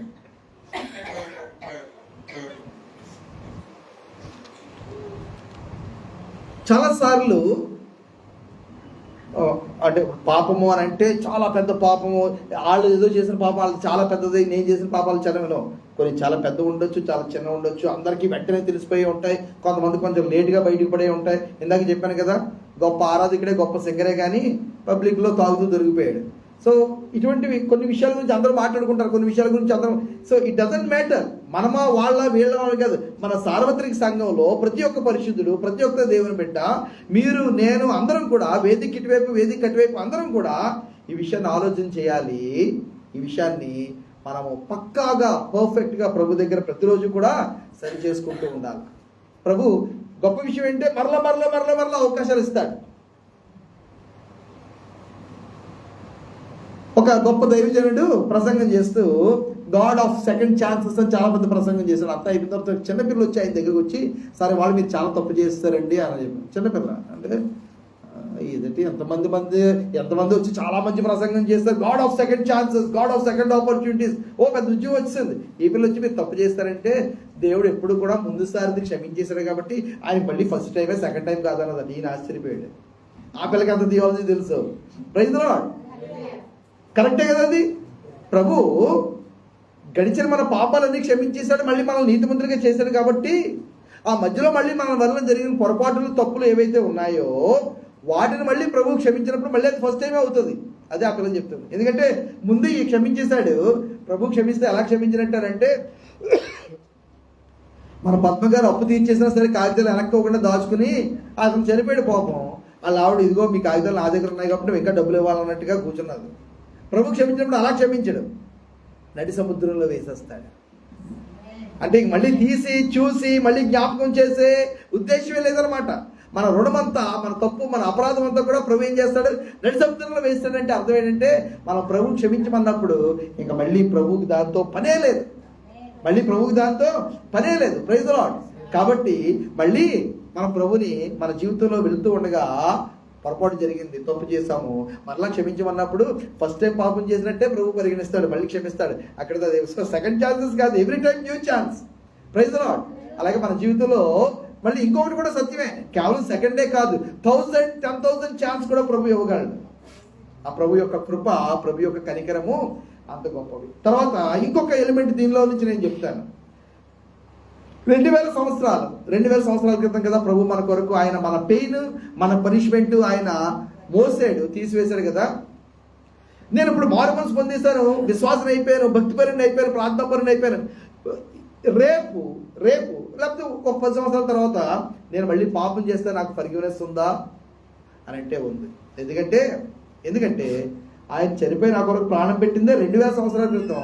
మరి ఇవాళ ప్రభులోకి వచ్చిన వాళ్ళకి ప్రభు తన రక్తం ద్వారా క్షమాపణ, ప్రాయశ్చిత్తం ఇస్తే నేను రేపో 10 సంవత్సరాల తర్వాత చేసే పాపానికి కూడా ప్రభు ఆ రక్తమే, ఆ బలే, ఆ శిలువ యాగమే, ఆ యేసుక్రీస్తు యొక్క దేహమే పరిహారము. Praise the Lord. కాబట్టి ఈ అనుమానం వద్దు, నేను అంతా అయిపోయిన తర్వాత మళ్ళీ పాపం చేశాను కదా, అయిపోయిన తర్వాత మళ్ళీ ఎలా అన్నాను కదా, అయిపోయిన తర్వాత ఎలా చేశాను కదా. ప్రభు ఎప్పుడైనా సరే క్షమించగలడు, ఎన్నిసార్లన్నా క్షమించగలడు. మన పాపాలను చాలా మర్డర్లు చేశాను. ఒక సీరియల్ మర్డర్. నేను గడిచిన దినాల్లో ఒక పెళ్లికి రాజమండ్రి వెళ్ళాను కదా, అక్కడ జైల్లో పరిచయం చేసే ఒక గొప్ప థామస్ ఆచార్య గారు, ఆయనతో మాట్లాడుతున్నాను. భోజనం దగ్గర కొంత టైం దొరికింది, ఆయనతో మాట్లాడుతుంటే ఒక సీరియల్ కిల్లర్ దొరికాడు. జైల్లో పరిచయం చేస్తారు. ఇప్పుడైతే క్లోజ్ చేశారు. చంద్రబాబు గవర్నమెంట్ వచ్చిన తర్వాత ఆ లైసెన్స్ రెస్టోర్ అవ్వాలని ప్రార్థన కూడా చేసాం మనం, మీకు గుర్తుందో లేదో.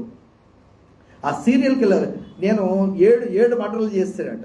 ఈయన అంటే దేవుని స్తోత్రం, అది పర్ఫెక్ట్ నెంబర్ అన్నాడంట. Praise the Lord. సార్ నేను 7 మర్డర్లు చేశానండి, మరి దేవుడు నన్ను క్షమిస్తాడంటే నువ్వు 7 కాదు, నువ్వు ఎన్ని మర్డర్లు చేసినా నువ్వు నిజంగా ప్రభువే నీకు ప్రాయశ్చిత్తము, నిజంగానే నువ్వు మారుతున్నావు, ప్రభు చేతిలో నీ జీవితాన్ని సమర్పించుకోవాలన్నట్లయితే ప్రభు ఖచ్చితంగా క్షమిస్తాడు.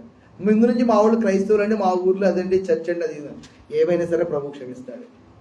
నాకు బైబిల్ తెలుసండి, వాక్యాలు తెలుసండి, ప్రభు క్షమిస్తాడు. చూడండి ఎలా ఉందో విషయం. దేవుని స్తోత్రం, పేరు వేరే పేరు కాబట్టి బతికిపోయాం. అది ఏ డేవిడ్డో పవర్ పెడితే మొత్తం అందరూ కూడా టామ్ అయిపోయారు. ఆ పేపర్లో వచ్చిందంటే చాలా. సో కాబట్టి నేనేమంటానంటే మామూలుగా న్యూట్రల్గా ఉండే పేర్లు పెట్టుకోండి, దేవుని కోసం బతకండి. స్టీఫెన్ అను లేకపోతే స్టీఫెన్ పాల్ గారిని ఏమనట్లేదు, ఫ్యాన్స్ ఉంటే ఇబ్బంది పడదు, ఎవరికి లేరేమోలేండి. కానీ స్టీఫెన్ పాల్ పేరు పెట్టి వేరే విధంగా పేపర్లో న్యూస్ రావడం కంటే, షాలిం రాజు అని పేరెట్టుకుని వేరే విధంగా న్యూస్ రావడం కంటే, ఏదో మామూలు ఏదో పేరు ఆశిష్ న్యూట్రల్ పేర్లు ఇవి కదా, స్వాతి ఇవి న్యూట్రల్ పేరు, విజయ న్యూట్రల్ పేరు. ఈ పేరుతో ప్రభుని మహింపరచడమే అసలు కరెక్ట్. ఎందుకంటే రేపు 10 సంవత్సరాలు వచ్చిన తర్వాత 20 సంవత్సరాలు వచ్చిన జీవితం ఎలా ఉంటుందో మనకు తెలియదుగా. రైట్. ఇంకొక ప్రాముఖ్యమైన విషయానికి మనం వెళ్దాము. ప్రభువుని ఎప్పుడైనా మనం క్షమాపణ అడగవచ్చు, ఎన్నిసార్లైనా ప్రభు క్షమిస్తాడు. యాకోబు పత్రిక 2వ అధ్యాయము 10వ వచనము.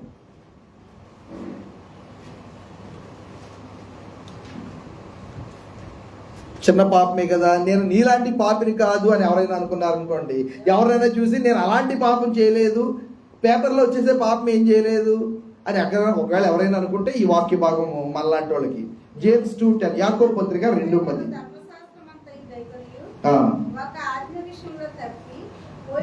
ధర్మశాస్త్రం అసలు ఎవరు ఉండరు. కానీ ఒకవేళ ఎవరైనా క్లెయిమ్ చేస్తే అనుకుంటే ధర్మశాస్త్రం అంతయు గైకొని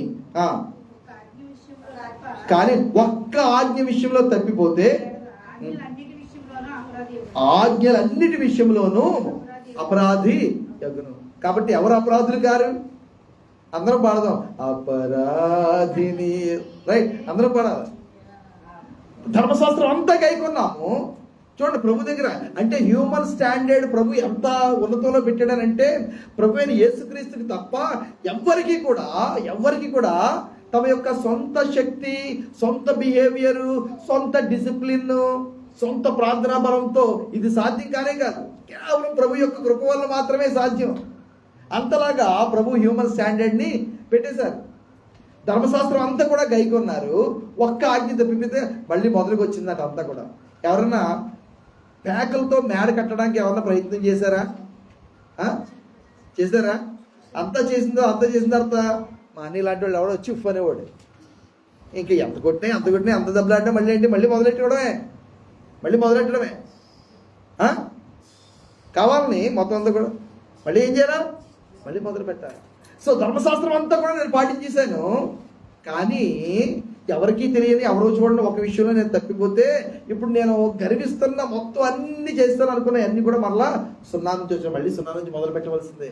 కాబట్టి ఏ మనిషి కూడా నేను నీతిమంతుని, నేను నీలాంటి పాపిని కాదు అని ఎవరు కూడా అనుకున్నాను. ఇది ఎందుకు కూడా సహాయపడుతుంది?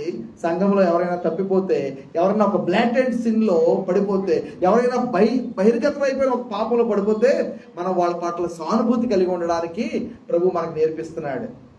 మనం ఎప్పుడు ఏ పాపం చేయనట్టుగా మాట్లాడటం కాదు, కానీ మన వల్ల ఏ పొరపాటు జరగనట్టుగా మాట్లాడటం కాదు, కానీ ఒకవేళ అన్ని ఆజ్ఞలు మీరు చేసిన వాళ్ళంగా మనం ఉన్నా ఒక్క ఆజ్ఞ మనం ఖచ్చితంగా తప్పిపోయే ప్రమాదం ఉంది. అప్పుడు మొత్తం 0కి వచ్చినట్లే. రైట్. కాబట్టి ప్రభు యొక్క కృప దగ్గరికి మనం వెళ్ళాలి. 2 సామ్యూయల్ చాప్టర్ 11 మనం చూసినట్లయితే దావీదు యొక్క టెంప్టేషన్ గురించి మనం తీయక్కర్లేదు, అక్కడ మీరు చదవండి. ఆ ఉపోద్ఘాతం గురించి 51వ కీర్తనలో ఉన్నాడు. 2 సామ్యూయల్ 11 మీరు రాసుకోండి. అంతే ఆ యొక్క బెర్షెబాతో దావీదు యొక్క పాపము, ఆ యొక్క సందర్భం అంతా కూడా అక్కడ రాయబడింది. శోధన వచ్చింది, పాపం జరిగిపోయింది, వ్యభిచారం జరిగిపోయింది, కుట్ర జరిగిపోయింది. పెద్ద ప్లానింగ్తో, ఏదో కోపంలో ఆవేశంలో జరిగిపోయింది కాదు, ఒక ప్లానింగ్తో భయంకరమైన మర్డర్ కూడా జరిగిపోయింది. ఖచ్చితంగా ఈ లోకంలో అయితే దానికి తీర్పు ఉంటుంది. అయితే 51వ కీర్తన మొదటి 3 వచనాలు చదువుతాం.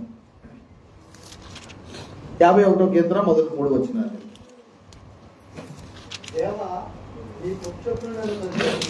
ఎలాగా, దేనివలన? రైట్. కాబట్టి ఇక్కడ according to your own unfailing love అనే మాట వాడారు. According to your own unfailing love. Unfailing love అంటే ఎప్పటికీ ఎడబాయని నీ కృప, ఎప్పటికీ ఎడబాయని నీ యొక్క మర్సీ, ఎప్పటికీ ఎడబాయని నీ కనికరం. చెప్పాను కదా, ఈ యొక్క పదము చాలా ప్రత్యేకమైన శబ్దము. లవింగ్ కైండ్నెస్ అనే మాట వాడతారు. లవింగ్ కైండ్నెస్, కృపా బాహుళ్యము, లవింగ్ కైండ్నెస్. అందులో కృప, ప్రేమ, దయ, జాలి, కనికరము అన్నీ ఉన్నాయి. Praise the Lord. చదవండి. దేవా, నీ కృప చొప్పున నన్ను కరుణింపము, నీ వాత్సల్య బాహుళ్యము చొప్పున నా అతిక్రమములను తుడిచివేయము, నా దోషము పోవునట్లు నన్ను బాగుగా కడుగుము, నా పాపము పోవునట్లు నన్ను పవిత్రపరచుము, నా అతిక్రమములు నాకు తెలిసే ఉన్నవి, నా పాపం ఎల్లప్పుడూ నా ఎదుట ఉన్నది అనే మాట ఆయన మాట్లాడుతున్నారు. 2 Samuel 12:13 చూద్దాము. 2 Samuel, సమూయేలు 2వ గ్రంథము 12వ అధ్యాయము 11వ వచనము.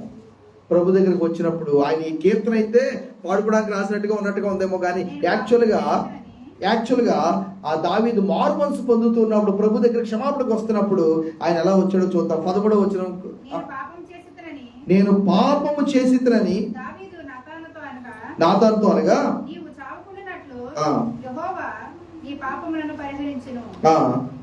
అయితే ఈ కార్యము వలన యెహోవాను దూషించుటకు ఆయన శత్రువులకు నీవు గొప్ప హేతువు కలుగు చేసితివి గనుక. చూసారా, ప్రభు అయితే క్షమించేస్తాడు, దేన్నైనా క్షమిస్తాడు. వ్యభిచారం కాదు, వ్యభిచారం వల్ల వచ్చిన మర్డర్ను కూడా ప్రభు క్షమించేస్తాడు. Restoration is possible. అయితే నష్టం ఎవరికి జరిగిపోయిందంటే ప్రభువుకి జరిగిపోయింది, ప్రభు నామానికి జరిగిపోయింది. సంఘానికి, సమాజానికి, ఆ రాజ్యానికి, ఆ కుటుంబానికి, దావీదు యొక్క దేహానికి, తన కుటుంబంలో అబ్షాలోము వంటి వాడు రావడానికి, ఆ యొక్క కుటుంబం చెల్లాచెదరైపోవడానికి, సమూయేలు తదనంతరం రాజ్యం 2గా డివైడ్ అయిపోవడానికి, 10 గోత్రాలు ప్రభు యొక్క పుస్తకంలోంచి వారి పేర్లే చెరిపోయబడ్డానికి, ఇవన్నీ కూడా పునాది ఎక్కడుందంటే, నాంది ఎక్కడుందంటే మనం దావీదు యొక్క అవిధేయతలో మనం చూస్తాం. ప్రభు క్షమించేశాడు, ఈయన రెస్టోర్ అయిపోయాడు. అయితే మన తొందరపాటులో మనం తీసుకునే చిన్న నిర్ణయాలు, అందుకే నేను చెప్తూ ఉంటాను, our life is our decisions. మనం తీసుకునే నిర్ణయాలే, మన చాయిసెస్సే మన జీవితాన్ని నిర్ధారిస్తాయి. కాబట్టి మన చాయిసెస్ చాలా జాగ్రత్తగా ఉండాలి. యవనస్తులకి, పెద్దవాళ్ళకి, అందరికీ కూడా, మౌనికకు కూడా ఇదే టీచింగ్. చాయిసెస్. నీ ఫ్రెండ్స్ ఎవరై ఉంటారు, నీ జీవితాన్ని నువ్వు ఎలా గడపాలనుకుంటున్నావు, నువ్వు ఏ టైం ఎలాగ స్పెండ్ చేయాలనుకుంటున్నావు, ఆదేశ్ అందరికీ ఇదే టీచింగ్, ఆశిష్, జెన్నీ అందరికీ ఇదే టీచింగ్. ఏంటంటే what is your choice, what are you choosing. నువ్వు ఏమి ఎంపిక చేసుకుంటున్నావు, ఎవరిని ఎంపిక చేసుకుంటున్నావు, ఎలాంటి వారిని ఎంపిక చేసుకుంటున్నావు, ఇది చాలా ఇంపార్టెంట్. కాబట్టి దావీదు అయితే రెస్టోర్ చేయబడ్డాడు, పునఃస్థాపించబడ్డాడు, తిరిగి తీసుకురాబడ్డాడు, పట్టబడ్డాడు, సంరక్షించబడ్డాడు. కానీ నష్టానికి మాత్రం ఖచ్చితంగా జరిగిపోతుంది. ప్రభు క్షమించేస్తాడని మనం నిర్లక్ష్యంగా, అలక్ష్యంగా ఉండలేము. ప్రభు అవకాశాలు ఇస్తాడు. ప్రభు ఎన్ని అవకాశాలను ఇస్తాడు, అది అసలు క్వశ్చనే కాదు. ఈ లోపల జరగవలసిన నష్టం. ఇంకొక విషయం చెప్తే, నూతన నిబంధనలో మన విషయం వస్తే, బహుశా ప్రభు యొక్క ఆ సింహాసనం దగ్గర ఆ 7 సంవత్సరము ఆ విందు జరుగుతున్నప్పుడు ప్రభు well done my good and faithful servant అని చెప్పవలసిన మాట మనం బహుశా మిస్ అవుతామేమో. ఎలా ఒకలా పరలోకానికి వెళ్ళిపోతాం, అది పెద్ద విషయం కాదు. చాలా మంది ఏంటంటే గమ్యం ఏంట్రా బాబు అంటే పరలోకం అంటారు. పరలోకం ఎప్పుడు వెళ్ళిపోయాం మనం. అసలు నిజంగా రక్షణ పొందితే పరలోకం వెళ్ళిపోయాం మనం. మనదే పరలోకం. మనం పునరుత్థానం పొందేసుకున్నాం, మనకి చావక్కర్లేదు. నేను చాలాసార్లు చెప్తుంటాను, నా మరణం గురించిన వార్త మీకు రాక్కర్లేదు. నేను ఆల్రెడీ మరణం దాటిపోయాను, జీవంలోకి వెళ్ళిపోయాను, నిత్య జీవం పొందేసుకున్నాను. ఓన్లీ కొన్ని ఫార్మాలిటీస్ మాత్రమే పెండింగ్ ఉన్నాయి, అంతే. కొన్ని ఫార్మాలిటీస్ మాత్రమే పెండింగ్ ఉన్నాయి. అది అసలు ఇష్యూయే కాదు. పరలోకం ఖచ్చితంగా వెళ్తాం. బట్ అక్కడ దొరికే మహిమ, ఘనత, కీర్తి, తండ్రి ఎదుట ప్రభు యేసుక్రీస్తు యొక్క ప్రశంస, వీటి విషయంలో చాలా ఇబ్బంది పడతాం. ఇక్కడ అజాగ్రత్తగా ఉండి, లెక్కలేనితనంగా, కేర్లెస్నెస్గా మనం ఉంటే పొందుకోవలసిన క్షమాపణ ప్రభు దగ్గర నుంచి పొందుకోవాలి. అలాగే మర్చిపోవలసినంతగా మర్చిపోవాలి. ముందుకు వెళ్ళవలసినట్టుగా ప్రభు కొరకు ముందుకి వెళ్ళాలి. ఇంకొక విచారకరమైన విషయం ఏంటంటే క్రైస్తవ జీవితంలో సంఘాల్లో నేర్పించింది ఏంటంటే అసలు చర్చికి రావడం తప్ప ఇంకొక అడుగు ముందుకు నేర్పించలే.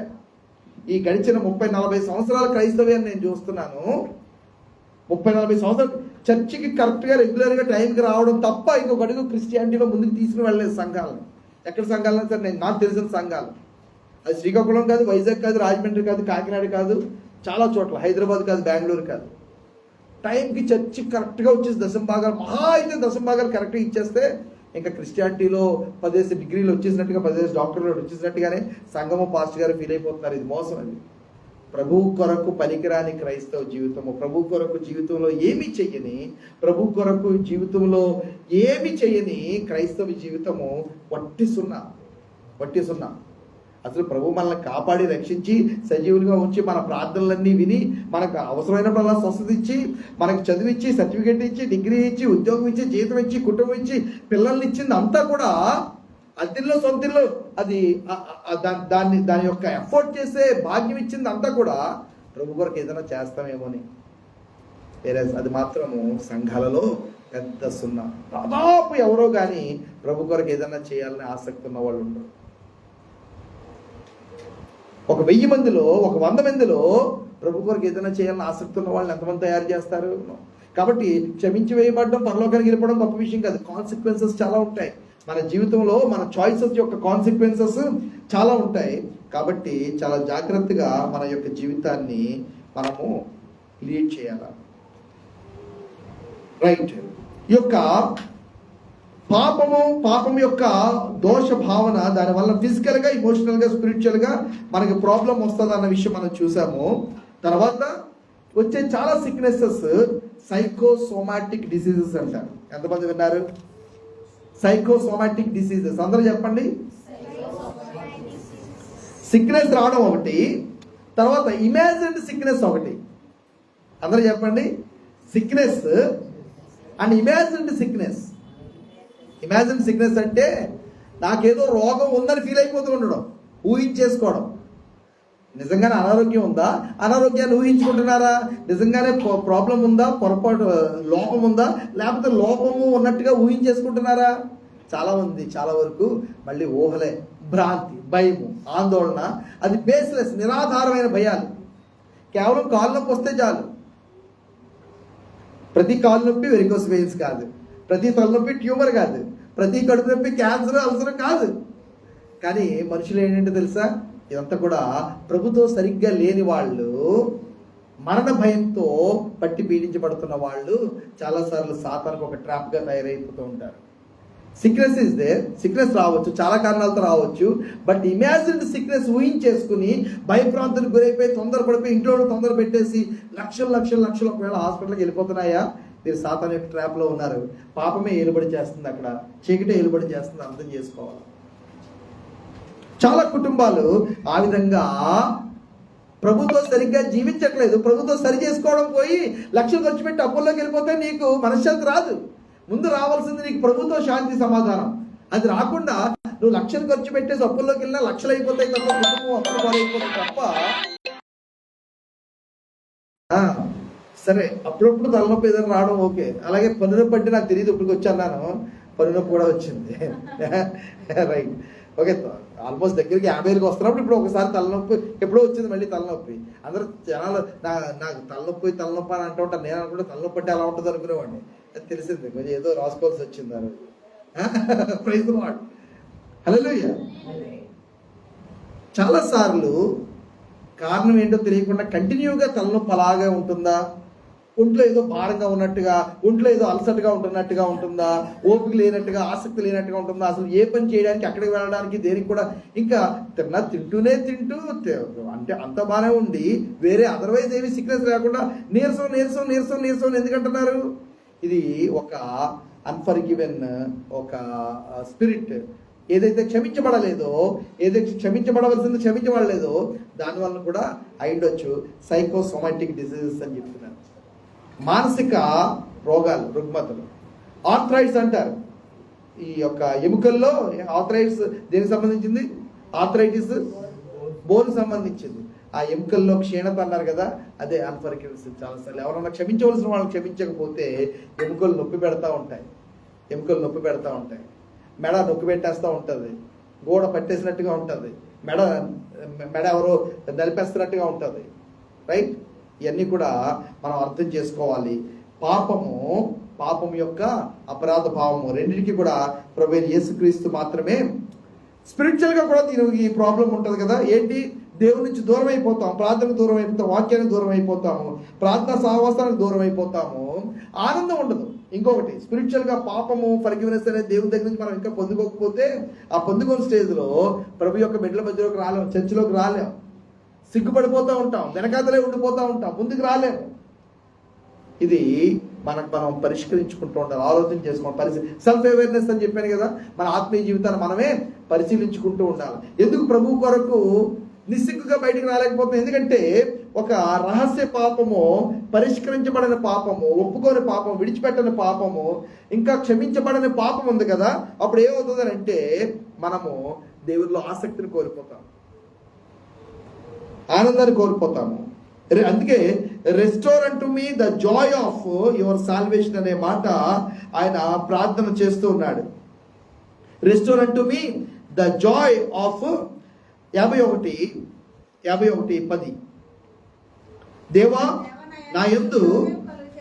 నా యందు శుద్ధ హృదయము కలుగజేయము, నా అంతరంగములో స్థిరమైన మనస్సును నూతనముగా పుట్టించుము, నీ సన్నిధిలో నుండి నన్ను త్రోసివేయకము, నీ పరిశుద్ధాత్మను నా యొద్ద నుండి తీసివేయకము, నీ రక్షణానందమును నాకు మరల పుట్టించము, నీ రక్షణానందము నాకు మరల పుట్టించు, సమ్మతి గల మనస్సు కలుగజేసి నన్ను దృఢపరచుము. చూడండి కాన్సిక్వెన్సెస్ అన్ని ఏం జరిగినాయో చూడండి. 10వ వచనము, హృదయము శుద్ధముగా లేదు, అంతరంగంలో స్థిరత్వం లేదు, మనస్సు మలినమైపోయింది, దేవుని సన్నిధిలో నుండి తోసివేయబడ్డాడు, పరిశుద్ధాత్మ తీసివేయబడింది, రక్షణానందం మాయమైపోయింది. సమ్మతి లేదు మనసులో, మనసు దృఢపరచబడి లేదంటే బలహీనమైపోయింది,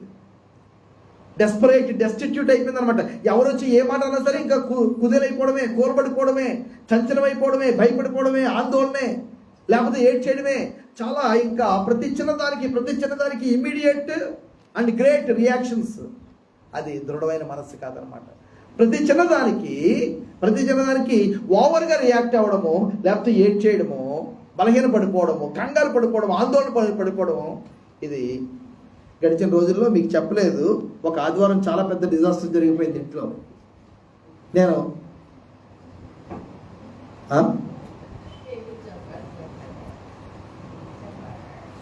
ఇంకా 12 అయింది, ఇంకో గంట ఉంది టైం. దానికోసం కాదా? ఓకే. ఒక ఆదివారం చాలా పెద్ద డిజాస్టర్ అయిపోయింది ఇంట్లో. నేను ఇంకా ఫైనల్ తయారవుతున్నాను ఇంక చర్చికి రావడానికి. 8 దాటేసింది, అప్పటికే 8 అవుతుందో. వంటగదిలోని స్పందన గట్టిగా కేకలేస్తుంది, ఒకసారి రెండు అని. ఏమై ఉంటుందో ఒక నిమిషం ఇమాజినేషన్, వెంటనే ఏమై ఉంటుంది అన్నది ఇమాజినేషన్ ముందు వెళ్తుంది. ఎప్పుడు కూడా వరస్ట్ ఊహించుకుంటాం మనం. వెళ్ళిన తర్వాత అక్కడ సీన్ చూసి దేవా నీకు స్తోత్రం అన్నాను నేను. కానీ సీన్ చాలా బీభత్సం, ఎందుకంటే మాది చాలా పవర్ఫుల్ మోటరు, కింద ఫ్లోరు, పైనేమో 4-5 ఫ్లోర్స్ ఉన్నాయి. వాటర్ ఒకసారి ట్యాప్ ఇరిగిపోతే ఇంకా వాటర్కి ఇంకా అడ్డుకట్ట ఉండదు. ఇంకా చిన్నగా గోడ మీద కొట్టేస్తున్నాడు, ఇక్కడ నుంచి గోడ మీద కొట్టేస్తున్న వాటర్ అంత ఫోర్స్గా. చూస్తూనే కింద బుక్స్ ఉన్నాయి, కార్పెట్స్ ఉన్నాయి, సోఫాలు ఉన్నాయి, వంటగది, ఫ్రిడ్జ్లు మొత్తం అన్నీ కూడా ఇంకా రూమ్ అలా నిండిపోతుంది అంతే. ఏం చేయాలి? ఏం పెట్టినా అక్కడ ఆపట్లేదు, చేతులు పెట్టినా ఏ పెట్టడానికి ఆఫ్ చేసినా సరే ఫోర్స్ అంత గట్టి కూడా వేస్తుంది అనమాట. ఎవరికి ఫోన్ చేస్తాం, ఎవరు వస్తారు, అప్పటికప్పుడు ఫోన్ చేస్తే వచ్చే ప్లంబర్లు ఎవరు, వాళ్ళు రావడానికి ఎంతసేపు పడుతుంది, వచ్చిన తర్వాత ఏదైనా కొని అక్కడ జామ్ చేయడానికి ఎంతసేపు పడుతుంది, ఈ లోపల ఇల్లు అంతా మునిగిపోతుంది. కానీ నేను అక్కడ ప్రభుకు చాలా వందనాలు తెలియజేశాను. ప్రభువా స్టవ్ కుక్కర్ ఏమీ కాదు, కేవలం వాటరే. ప్రైజ్ లార్డ్, హల్లెలూయా. అదనమాట. మీకు అర్థమైందా? సో స్థిరం అంటే ఒక ఉదాహరణ. ఎంత తొందరగా కంగారు పడిపోయి, ఎంత తొందరగా ఆందోళన పడిపోయి, ఎంత తొందరగా మనం ఇదైపోతే అంత బలహీనం అన్నమాట. అలాగే ఇంకొక విషయం, రక్షణ ఆనందం నాకు మరలా పుట్టించమనే మాట చెప్తున్నారు కదా. స్పిరిచువల్గా, ఎమోషనల్గా, ఫిజికల్గా ఎన్ని రిపర్కషన్స్ ఉంటాయో అన్నిటి గురించి మనం మాట్లాడుకుంటున్నాం. రైట్? ఆల్రెడీ దీని గురించి చెప్పారా? సరే, ఈ యొక్క పాపం పరిష్కరించబడకుండా, అది పరిహరించబడకుండా, ప్రభు దగ్గర రాకుండా అలాగే ఉండిపోతే దానికి అప్పుడు పరిష్కారం ఏంటి? సూసైడ్ దానికి పరిష్కారమా అంటే నో, కాదు. ఎందుకంటే ఈ యొక్క జీవితం తర్వాత మరలా మనం తిరిగి ప్రభు దగ్గరికి వెళ్ళాలి. ఇటర్నిటీ ప్రభు దగ్గరికి వెళ్ళాలి. ప్రభుని కళ్ళలో కళ్ళు పెట్టి చూడాలి. ఒకవేళ రక్షణ పొందుకోని వారిగా సూసైడ్ చేసుకుని మనం చనిపోయినా సరే ప్రభుని ఒకసారి చూడాల్సి వస్తుంది. ప్రభుని ఒకసారి చూడాల్సి వస్తుంది. తీర్పు పునరుత్థానంలో మనం లేస్తాము. అక్కడ ప్రభు మన జీవానికి జీవాధిపతి అనే మాట మనం చూస్తున్నాం అపొస్తలుల కార్యంలో. జీవాధిపతి, ఆయన ఇచ్చిన జీవము ఆయన పర్మిషన్ లేకుండా, ఆయన చిత్తం కాకుండా మన సొంత ఎవరన్నా చెప్పినా నేరం ఎలాగో మళ్ళీ మనం చెప్పుకున్న నేరం అలాగే. కాబట్టి మనం దోషులమే అవుతాం. ఇతరులు వచ్చి మనం చెప్పితే వాళ్ళు దోషులు అవుతారు. మనం ఆ విషయంలో విడుదల పొందుతాం. యాక్సిడెంట్లు అవ్వా, వయసుకు ముందు ఎవరు చనిపోవాలంటే యాక్సిడెంటల్గా ఏదైనా సిక్నెస్ వలన వస్తే ఓకే, అది మనం నేరస్తులం కాదు కనీసం. కానీ సూసైడ్ చేసుకుంటే మన ప్రాణం పోవడానికి మనమే నేరస్తున్నాం. కాబట్టి ఖచ్చితంగా ఈ జీవాన్ని బట్టి ప్రభు లెక్క అడుగుతాడు. అప్పుడైనా సరే ప్రభుని ఎదుర్కోవాల్సిందే, ప్రభు దగ్గరికి వెళ్ళవలసిందే. అక్కడ ఆ తర్వాత మరలా నిత్యత్వము నరకలో సమయం గడపవలసింది తప్ప అది ఏ విధంగా ఒక పరిష్కారం కాదు. పాపానికి దేనికైనా సరే పరిష్కారము ఇంకా కాస్ట్లీగా ఉండకూడదు. సమస్య కంటే కూడా పరిష్కారము ఎక్కువ కాస్ట్లీగా ఉండకూడదు. ఇంకా పరిష్కారం ఎలా అవుతుంది? అలాగే సమస్యను తీర్చే క్రమంలో మనం సమస్యలో భాగం అవ్వకూడదు. సమస్యను తీర్చే క్రమంలో మనం సమస్యలో భాగం అవ్వకూడదు. సమస్యను తీర్చే క్రమంలో ఆ సమస్య కంటే కాస్ట్లీ అయిపోకూడదు. Praise the Lord. కాబట్టి ప్రభు దగ్గర సమాధాన పడడం ఒక మంచి విషయం. రైట్. 2 వాక్య భాగాలు మనం చూద్దాము. యోహాను సువార్త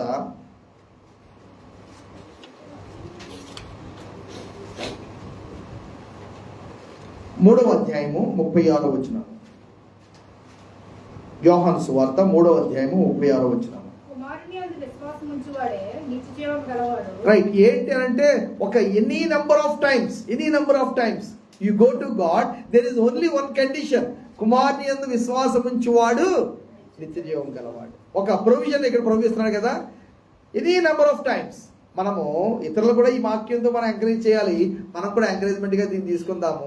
any number of times, be it whatever may be the reason, కారణం ఏదైనా, పొరపాటు ఏదైనా, తొందరపాటు ఏదైనా, పాపం ఏదైనా, అపరాధం ఏదైనా, దోషం ఏదైనా సరే ప్రభు సార్వత్రిక సంఘానికి ఇస్తున్న గొప్ప నిరీక్షణ ఏంటంటే కుమారుని గలవాడు.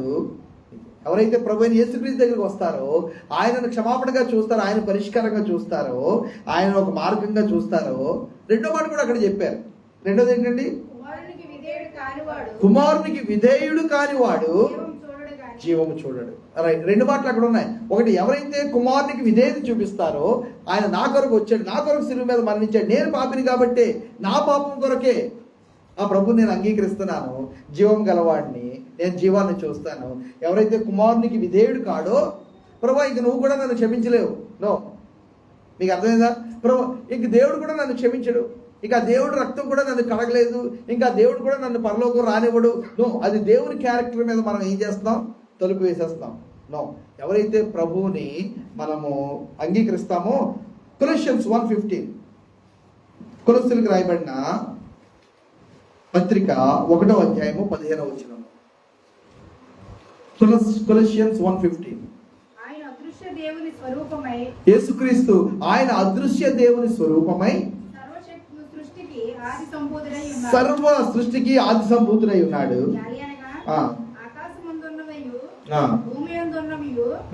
అదృశ్యమైనవి గాని అది సింహాసనములైనను, ప్రభుత్వములైనను, ప్రధానులైనను, అధికారులైనను సర్వమును ఆయన యందు సృజింపబడెను. సర్వమును ఆయన ద్వారాను ఆయన బట్టిను సృజింపబడెను. ఆయన అన్నిటికంటే ముందుగా ఉన్నవాడు, ఆయనే సమస్తమునకు ఆధారభూతుడు. రైట్. రైట్, చదవండి. శరీరమునకు ఆయనే శిరస్సు. ఓకే. ఆయనకు అన్నిటిలో ప్రాముఖ్యము కలుగు నిమిత్తము ఆయన ఆది అయి ఉండి మృతుల్లో నుండి లేచుటలో ఆది సంపూర్ణుడాయను. ఆయన యందు సర్వ సంపూర్ణత నివసింపవలననియు ఆయన శిలువ రక్తము చేత సంధి చేసి ఆయన ద్వారా సమస్తమును, అవి భూలోకమందైనను పరలోకమందైనను వాటన్నింటినీ ఆయన ద్వారా తనతో సమాధాన పరుచుకొనవలనని. Right, okay. 14వ వచనము ఇది కలిపి మనం ఒకసారి మళ్ళీ చదువుతాం. ఆ కుమారుని యందు మనకు విమోచనము అనగా పాప క్షమాపణ ఉన్నవి. 19వ వచనము మధ్య నుంచి నేను చదువుతున్నాను. ఆయన యందు సర్వ సంపూర్ణత నివసింపవలనని ఆయన శిలువ రక్తము చేత సంధి చేసి ఆయన ద్వారా సమస్తమును, అవి భూలోకం తనతో సమాధాన పరుచుకునవలనని తండ్రి అభీష్టమాయను. సంధి చేశారు, సమాధానం చేశారు. పాప విమోచనము, క్షమాపణ ప్రభువైన యేసుక్రీస్తు ద్వారా వచ్చింది. Praise the Lord. ఎంతమందికి ఈ యొక్క కొలెషియన్స్ 1:14 నుంచి మనం చదివిన 19-20 వచనాల యొక్క పాత నిబంధనలో మనం వెళ్తే, మీరు రిఫరెన్స్ మాత్రం రాసుకోండి. ద్వితీయోపదేశకాండము 19:21 CF అని వేసుకోండి, క్రాస్ రిఫరెన్స్. అది చదివి అప్పుడు ఇది చదవాలి. ద్వితీయోపదేశకాండము 19వ అధ్యాయము 21వ వచనము. ప్రాణమునకు ప్రాణము, కంటికి కన్ను, పంటికి పన్ను, చేతికి చెయ్యి, కాలికి కాలు నీకు విధి. అయ్యో, ఏంటిది పాత నిబంధన? ఇప్పుడు చదువుతుండో ఎవరిని కటాక్షించొద్దు. కంటికి కన్ను, పంటికి పన్ను, చేతికి చెయ్యి, కాలు ఇరిసైండి అంతే. ఏమన్నా ఇప్పుడు వచ్చి ఆదేశాన్ని ఎవరన్నా స్కూల్లో దెబ్బలాడారు, కంటి మీద ఏదో కొట్టాడు, నేను వెళ్ళి ఏం చేయాలంటే ఆడు కూడా, ఆ కుర్రాడు కూడా కంటి మీద కొట్టాలన్నమాట. నేను పాత నిబంధన నో, జాగ్రత్తగా చూడండి. అది ఆ రోజుల్లో ఆజ్ఞాన కాలంలో ప్రభు అలా ఇచ్చాడు. అయితే మరి సత్యం ఎక్కడుందంటే, నూతన నిబంధనలో మనం అందరం కూడా పాపం చేసిన వారమే కదా. ఒకవేళ మనిషిలాగా ప్రాణానికి ప్రాణం, రక్తానికి రక్తం ఇలా తీసుకుంటూ వెళ్తే భూమి మీదకి మనుషులు ఉంటారా? ఉండరు. కాబట్టి మనుషులందరి కొరకు ప్రభువైన యేసుక్రీస్తు తానే పాప పరిహారార్థపరిగా. ఆ రోజుల్లో ఏంటంటే ఈ పాపాన్ని పరిహరించడానికి బలులు కొద్ది రోజుల వరకు మాత్రమే, 1 సంవత్సరం వరకు మాత్రమే, వాళ్ళకి పాపం కప్పి ఉంచడానికి మాత్రమే అధికారం ఉండేది. అయితే ప్రభు వచ్చి ఆయన తన యొక్క శరీరమును అర్పణ ద్వారా మనకి విమోచన, క్షమాపణ, సంధి, సమాధానము, ఈ 4 చెప్పండి. విమోచన, క్షమాపణ, సంధి, సమాధానము ప్రభువైన యేసుక్రీస్తు ద్వారా తండ్రితో ఆయన చేసుకుంటున్నాడు. Praise the Lord. కాబట్టి మనము ఇప్పుడు పాత నిబంధనలు లేవు, జరిగిపోయింది కదా. ఖచ్చితంగా పనిష్మెంట్. ఎస్, దేవుడు నీతిమంతుడే, దేవుడు న్యాయవంతుడే. ఆయన పాపానికి, తప్పుకి, ఆయన ఖచ్చితంగా అపరాధానికి ఆయన దగ్గర పనిష్మెంట్ ఉంటుంది. అయితే ప్రభువైన యేసుక్రీస్తులో దేవునికి స్తోత్రము, మన పనిష్మెంట్, మన పెయిన్, మన సఫరింగ్, మనము బలి వధించబడు, ఆయన బలి అయిపోయాడు. అందుకే ఇప్పుడు ఈ లెంట్ డేస్లో చాలామంది పాపం కొంచెం దుఃఖం వాళ్ళు ఫీల్ అవుతూ ఉంటారు. యేసుప్రభు పాపం అని. ఆయన పాపం కదా, ఆయనే కనుక మన కొరకు చనిపోకపోతే. Praise the Lord. చిన్న ఎగ్జాంపుల్, నెక్లెస్ అమ్మా, దేవుని స్తోత్రం. లేదు, ఎవరు అడగలేండి, మన వాళ్ళకి తెలుసు. Praise the Lord. ఎవరన్నా వేరే వాళ్ళు ఎవరన్నా మేము లెంట్ జరుపుకుంటున్నాము వచ్చి వాక్యం చెప్పండి అంటే నేను చెప్తున్నాను, అది బోధించేవారు. అయితే ఈ 40 రోజులు ఎందుకనేది నేను ప్రశ్నిస్తాను ఖచ్చితంగా. ఈ 40 రోజులు ఎందుకు, దేన్ని సెలబ్రేట్ చేసుకోవడానికి అంటే మళ్ళీ క్యాథలిజంలోకి వెళ్ళడానికి. మనం కూడా యేసుప్రభు మరి ఏదో ఒక బొమ్మ పెట్టి తెచ్చుకుంటే ఇంక సరిపోతుంది, అది పర్ఫెక్ట్ అయిపోతుంది. రైట్, అలా కాదు. ఆదేశ్ ఉన్నాడు, లేకపోతే ఆశిష్ ఉన్నాడు, విజయబాబు గారు తొందరలో తండ్రి కాబోతున్నారు, పీటర్ గారు ఆల్రెడీ తండ్రి అయి ఉన్నారు. తల్లులైనా తండ్రులైనా మరి ముఖ్యంగా తండ్రుల గురించి చూస్తున్నాము. ఆదేశ్ ఒకవేళ ఇక్కడ ఉంటే ఆదేశ్ని అలాగా చెక్క మీద, కర్ర మీద పడుకోబెట్టేసి చేతుల్లో మేకులు కొడుతుంటే నాకు ఎలా ఉంటుంది? జస్ట్ ఇమాజిన్ చేయండి. అది వీడున్నాడు కొట్టాడు, ఎవరు? ఇమ్ము. బెల్ట్తో కొర్రాలతో కొట్టేస్తూ ఉంటే, ఇప్పుడు కాదు, ఒక 30 సంవత్సరాల వయసు వచ్చిన తర్వాత అయినా సరే ఎలా ఉంటుంది తండ్రి యొక్క హృదయం? స్కూల్ నుంచి కేరీ మొత్తం అంతా కూడా మొత్తం ఘాట్లు రక్తంతో వచ్చాడు, ఎలా ఉంటుంది వెంటనే?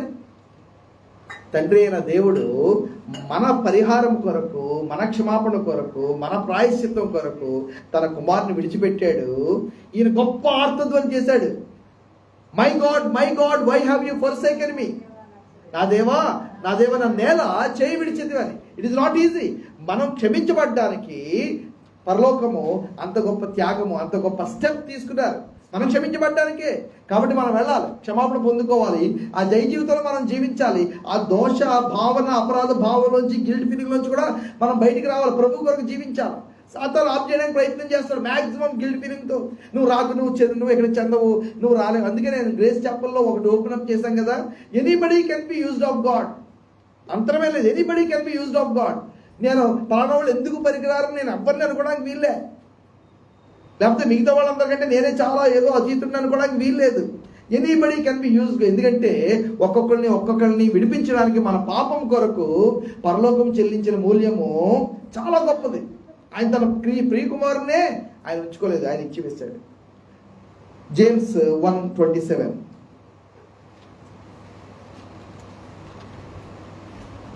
యాకోబు పత్రిక 1:27.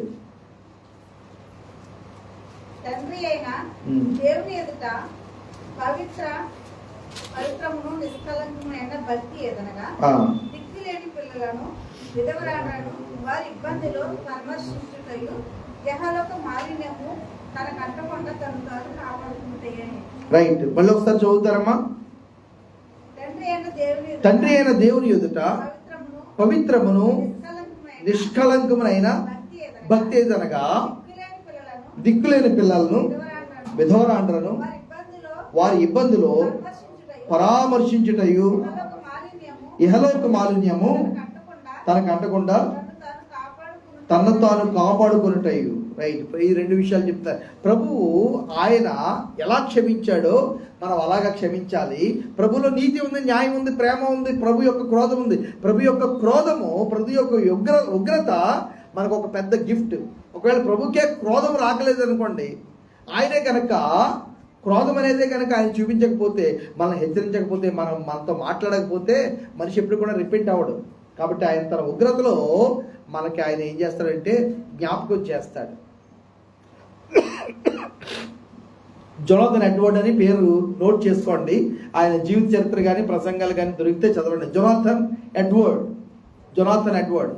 ఆయన ఎడ్వర్డ్ విలియమ్స్ లాంటి కాదులేండి, ఆయన చాలా మంచి ప్రసంగి. జొనాథన్ ఎడ్వర్డ్ చాలా దాదాపు ఒక 200 సంవత్సరాలు 300 సంవత్సరాల క్రితం జీవించిన గొప్ప ప్రసంగికుడు. ఆ జొనాథన్ ఎడ్వర్డ్ ఆయన ఇప్పటికీ కూడా చాలా ఫేమస్ ప్రసంగము ఏంటంటే, ఉగ్రుడైన దేవుని చేతిలో పాపాత్ములైన ప్రజలు. ఆ ప్రసంగం యొక్క టైటిల్ ఉగ్రుడైన దేవుని చేతిలో పాపాత్ములైన ప్రజలు, sinners in the hands of an angry God. చాలా ఫేమస్ ప్రసంగం. ఆ ఒక్క ప్రసంగంతో మొత్తం దేశం అంతా కూడా పశ్చాత్తాపంలో వచ్చేసింది. ఆ ప్రసంగంలో ఎంత ఆత్మతీవ్రత ఉందంటే, ఆయన నిలబడి ప్రసంగం చేస్తుంటే బాబోయ్ ఆపేయండి మేము కాలిపోతున్నాం జనాలు ఆ చర్చి యొక్క గోడలు బెంచీలు పట్టుకుని వేలాడుతూ ఏడుపు మొదలు పెట్టేశారు. అంతే, అయ్యోపోయి దేవుని యొక్క ఉగ్రత ఎంత భయంకరంగా ఉంటుందా అని. Sinners in the hands of an angry God.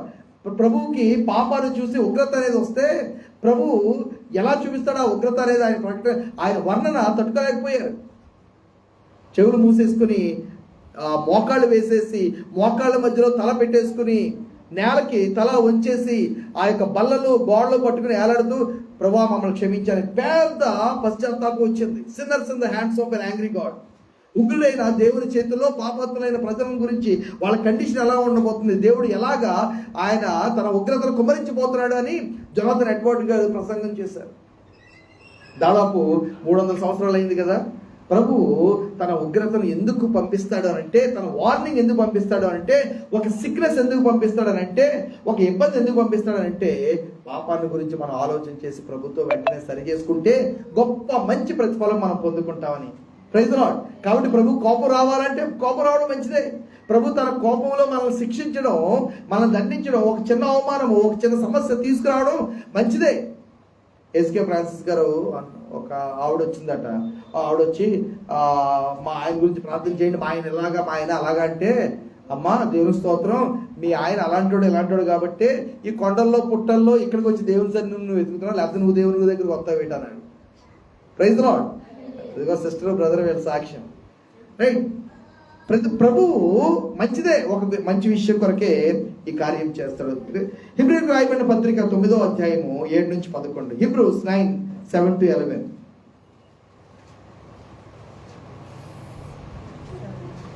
Hebrews 9:7-11. హెబ్రీయులకు రాయబడిన పత్రిక 9వ అధ్యాయము 7 నుంచి 11. సంవత్సరమునకు ఒక్కసారి మాత్రమే ప్రధాన యాజకుడు అక్కడే రక్తము చేత పట్టుకుని రెండవ గుడారంలోకి ప్రవేశించింది. ఓకే. ఆ రక్తము తన కొరకును ప్రజల ఆజ్ఞాన కృతముల కొరకును అతడు అర్పించును. బట్టి ఆ మొదటి గుడారము ఇంకా నిలుచుండగా పరిశుద్ధ స్థలంలో ప్రవేశించే మార్గము బయలుపరచబడలేదని పరిశుద్ధాత్మ తెలియజేస్తున్నాడు. ఓకే. ఆ గుడారము ప్రస్తుత కాలంలో ఉపమానంగా ఉన్నది. అది ఉపమానం మాత్రమే, రియాలిటీ ఏంటి చదవండి. ఈ ఉపమానార్థమును బట్టి మనస్సాక్షి విషయంలో ఆరాధకునికి సంపూర్ణ స్థితి కలుగజేయలేని అర్పణలను బలులను అర్పింపబడుతున్నాయి. ఓకే. ఇవి దిద్దుబాటు జరుపు కాలము వచ్చే వరకు విధింపబడి అన్నపానములతోనూ నానా విధములైన ప్రక్షాళనలతోనూ సంబంధించిన శరీరాచారములు మాత్రమే ఉన్నది. రైట్.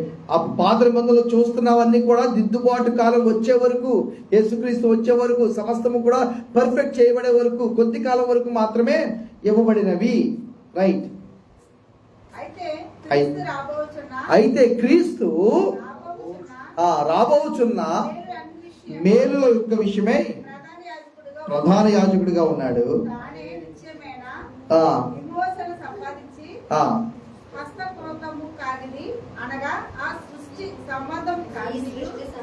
ఈ సృష్టి సంబంధం కానిది మరి ఘనమైనదియు పరిపూర్ణమైనదియునైన గుడారము ద్వారా మేకల యొక్కయు కోడెల యొక్కయు రక్తంతో కాక తన స్వరక్తంతో ప్రైజ్ ది లార్డ్. అక్కడ ఆ గుడారము, ఆ మందిరము, ఆ బలి, ఆ యాజకుడు, ఆ అర్పణ, ఆ రక్తము, ఆ విజ్ఞాపన, దాన్ని కంపేర్ చేస్తూ ఇక్కడ ప్రభువైన యేసుక్రీస్తు ఆయనే ప్రధాన యాజకుడు, ఆయనే బలి పశువు, ఆయనే రక్తాన్ని సేకరించింది, ఆయనే విజ్ఞాపనం చేసింది, ఆయనే మన క్షమాపణను కూడా కొన్నది. Praise the Lord. ఆయన తన సొంత రక్తంతో ఈ యొక్క విజ్ఞాపన, ఈ యొక్క క్షమాపణ, విమోచన మన కొరకు తీసుకొచ్చి. ఇంకొక వాక్య భాగం రాసుకోండి. 2 Corinthians 5:21. కొరింథీయులకు రాయబడిన 2వ పత్రిక 5వ అధ్యాయము 21వ వచనము. కావున దేవుడు మా ద్వారా వేడుకున్నట్లు మేము క్రీస్తుకు రాయబారులమై దేవునితో సమాధానపడునని క్రీస్తు పక్షముగా మిమ్మల్ని బతిమాలుకొనుచున్నాము. రైట్. ఎందుకనగా మన యందు దేవుని నీతి ఎగునట్లు పాపమెరుగని ఆయనను మన కొరకు పాపముగా, పాపిగా కాదు. ఇక్కడ మనం చాలా జాగ్రత్తగా మనం గమనించాలి. కొన్ని పాటలు రాసినప్పుడు ఆయన పాపి అయ్యాడు అని రాస్తూ ఉంటారు. నో, పాపి అవ్వలేదు. ఆయన పాపము అయ్యాడు. ఆయన పాపం అయ్యాడు. పాపం అవ్వడానికి చాలా ఆయన పాపి కాదు, కానీ పాపమే ఆయన మోసివేశాడు. ఆయన పాపముగా పరిహరించబడ్డాడు. పాపం తీసివేయబడింది, పాపం నెరవేర్చబడింది. పాపం యొక్క దోష శిక్ష పరిహారము, ఆ అపరాధ రుసుము తీర్చివేయబడింది ప్రభువైన యేసుక్రీస్తు సిలువలో చేసిన బలియాగం ద్వారా. Praise the lord. రోమీయులకు రాయబడిన పత్రిక 3వ అధ్యాయము 20 నుంచి 26. ఇవన్నీ కూడా మీరు మళ్ళీ ఇంటికి వెళ్ళిన తర్వాత ఇంకొకసారి చదివితే తప్ప మీకు అర్థం కాదు. తీరుబడిగా చదవాలి. ఇప్పుడు మనం తొందరగా చదువుతున్నాం. 3:20-26 రోమీయులకు రాయబడిన పత్రిక 3వ అధ్యాయము 20 నుంచి 26 వచనాలు. రైట్. మనందరి క్షమాపణ నిమిత్తము ప్రభువైన యేసుక్రీస్తు కరుణాధారముగా బయలుపరచబడ్డాడు. Praise the Lord. ప్రభు దగ్గర మనం కరుణ పొందుకోవాలా? మన దగ్గర ఏమీ కూడా లేదు. యేసు నామములో వెళ్ళడం ద్వారా మాత్రమే మనకి కరుణ, దేవుని యొక్క దయ దొరుకుతుంది. చదవండి.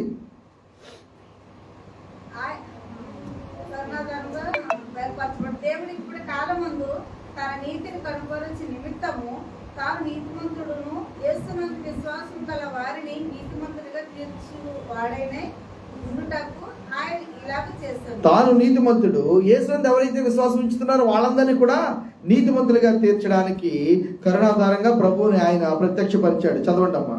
కాబట్టి అది కొట్టివేయబడెను. ఓకే.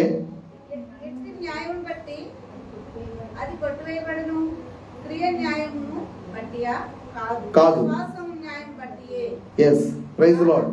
కాక ధర్మశాస్త్ర సంబంధమైన క్రియలు లేకుండా విశ్వాసం వలననే మనుషులు నీతిమంతులుగా రైట్. తీర్చబడుతారు. 1 Corinthians 3:13-15 ఇవి ఇంటికి వెళ్ళిన తర్వాత మీరు మళ్ళా చదువుతారు, రాసుకుని మరలా ధ్యానం చేస్తారని అనుకుంటున్నాను. నేను చాలా మంచోడిని, అమాయకుడిని కాబట్టి 1 Corinthians 3:13-15 చదువుతారా? చూడండి. ఎవడైనా ఈ పునాది మీద ఓకే అండి, పర్లేదు. ఎవడైనా ఈ పునాది మీద బంగారము, వెండి, వెలగల రాళ్లను, కర్ర, గడ్డి, పొయ్యికాలను మొదలైన వాటితో కట్టిన ఎడల వాని పని కనబడును. Right. ఆ దినము దానిని తేటపరచును. ఇది అది అగ్ని చేత బయలుపరచబడును. మన ఆంధ్రప్రదేశ్లో ఎంత అద్భుతమైన పాస్టర్లు ఉన్నారంటే గృహప్రవేశంలో ఇది చదువుతారు. అసలు గృహప్రవేశానికి దీనికి సంబంధమే లేదు. గృహం కాలిపోదా? గృహం కాలిపోదా? మరి గృహానికి దీనికి సంబంధం ఏంటి? ఇది ఒకటి పరిచర్య గురించి వర్తిస్తుంది, రెండోది నా వ్యక్తిగత ఆత్మీయ జీవితాన్ని నేను కట్టుకోవడం గురించి వర్తిస్తుంది. Praise the Lord. నా వ్యక్తిగత ఆత్మీయ జీవితము, నేను నా జీవితాన్ని ప్రభు దగ్గర ఎలా కట్టుకుంటున్నాను? నేను నా ఆత్మీయ జీవితాన్ని ఎలా ఏమంటే కడుతున్నారు? లేదా ఇక్కడ ఉన్నారా? టైం అయిపోయిందా? బ్రెయిన్స్ ఆఫ్ అయిపోయినా స్విచ్ తిప్పిసారా? లేదు కదా, ఉన్నారు కదా. Praise the Lord. ఏమంటే తొందరగా ఏమైనా ఎవరికైనా పనులు ఉన్నాయా? ఇంపార్టెంట్ పనులు చాలా ఉంటాయి. లేదు కదా, కొంతసేపు ఉందాం. పోయిన వారం తొందరగా ముగించాం కదా, అది కూడా ఇప్పుడు నేను తీసుకుంటున్నాను అన్నమాట. అది సంగతి అంతగా మీకు చెప్పట్లేదు. Praise the lord.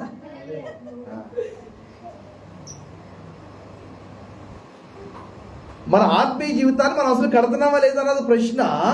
కడుతున్నామా, ఎదుగుతున్నామా, బలోపేతం చేసుకుంటున్నామా?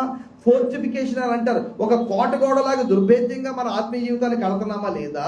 ఆ కట్టడంలో ఎటువంటి సామాను వాడి మనం కడుతున్నాము అనేది మనం చూస్తే మన ఆత్మీయ జీవితాన్ని కట్టడం గురించిన వాక్యం ఎలాగైనా కట్టొచ్చు కాక ఒకరోజు ఏమవుతుంది అంటే మన సాక్ష్య జీవితము, మన ప్రార్థనా జీవితము, మన పరిచర్య, ప్రభు దగ్గర మన యొక్క నీతి ఇది ఇబ్బంది పడే పరిస్థితిలో అజాగ్రత్తగా మనం కట్టకూడదు. దేని ద్వారా కట్టేయచ్చు?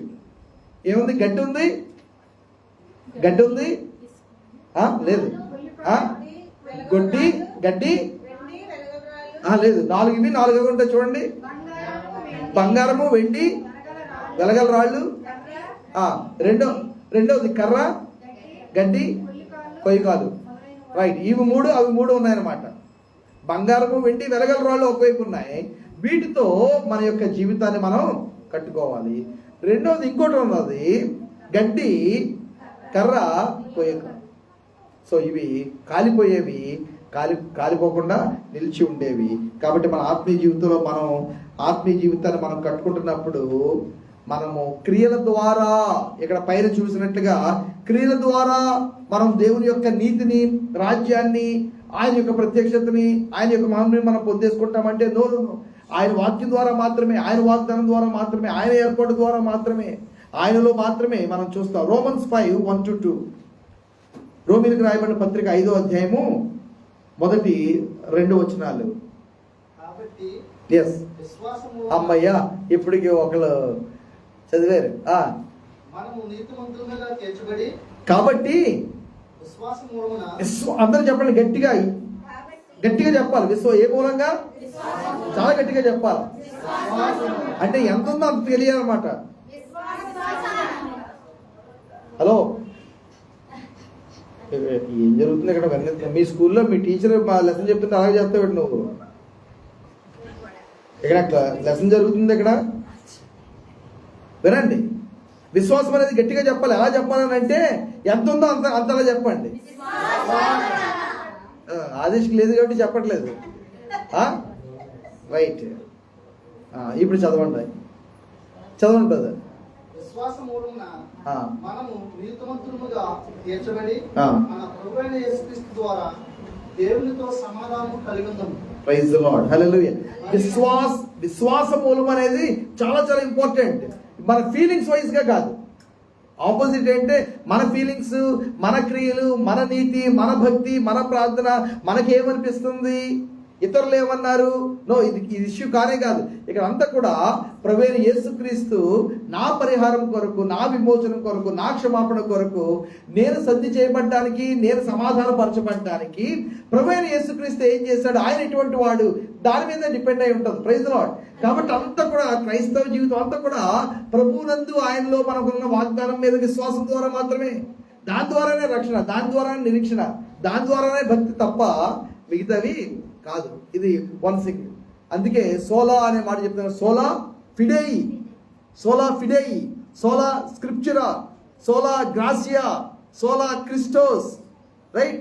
సోలా గ్రాసియా అంటే, సోలా గ్రాసియా అంటే కేవలం గ్రేస్ ద్వారా మాత్రమే. సోలా ఫిడే కేవలం విశ్వాసం ద్వారా మాత్రమే. సోలా స్క్రిప్చురా ఇది మాత్రమే వాక్యం. వేదాల్లో యేసుప్రభు గురించి ఉంది, ఖురాన్లో ఉంది, డజంట్ మ్యాటర్. ఎన్నిట్లో ఉండొచ్చు కాక దీనిలో ఉంది కాబట్టి ఆయన గొప్పడు, అందులో కూడా ఉంది కాబట్టి ఆయన గొప్పడు కాదు. ఇది మాత్రమే వాక్యం, లేకపోతే అది కూడా వాక్యమే ఒప్పుకోవాలి మనం. చాలామంది ఇప్పుడు తల బొప్పి కట్టిన పర్మనెంట్ హెడ్ డ్యామేజ్ గళ్ళు వచ్చారు, పిహెచ్డి పర్మనెంట్ హెడ్ డ్యామేజ్. అందులో ఒకడు ఆ కిరణ్ పాల్ ఎవరో ఏదో తల బొప్పి కట్టేసిన వాళ్ళు అన్నమాట. తలలో ట్యూమర్స్ అయిపోయినాయి వీళ్ళకి. అందులో ఉంది కాబట్టి, ఆడన్నాడు కాబట్టి, వివేకానందుడు అన్నాడు కాబట్టి, పానవుడు అన్నాడు కాబట్టి, జాన్ వెస్లీ ఆయన రాజమండ్రి ఆయన అంతే, ఆ యూత్ ఏంటిది ఏదో మినిస్ట్రీ కదా, యేసుప్రభు గురించి ఎవరు అన్నారు కాబట్టి గొప్పడు. యేసుప్రభు గురించి ఎవరు అన్నారు, యేసుప్రభు గురించి ఎవరు అన్నారు. వాక్యం ఎప్పుడు చెప్తారు మీరు? వాక్యంలో ఏముంది? వాక్యం ఏం సాక్ష్యం ఇస్తుంది యేసుప్రభు గురించి? అది చాలు మనకి. మిగతా ఇన్ఫర్మేషన్ ఉంచుకోండి. ఎప్పుడైనా ప్రసంగంలో ఒక విషయం, రెండు విషయాలు, ప్రసంగమే వాళ్ళన్నారు వీళ్ళన్నారు వాళ్ళన్నారు వీళ్ళన్నారు అంటే మరి వాక్యం ఎప్పుడు చెప్తాం, వాక్యం ఎప్పుడు చూస్తాం, వాక్యం ఏం నేర్పిస్తుంది?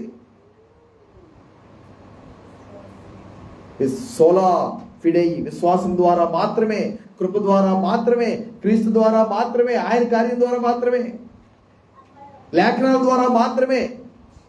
Praise the Lord. Yes. Isaiah 43:25, యెషయా గ్రంథము 43:25. యెషయా గ్రంథము 43:25.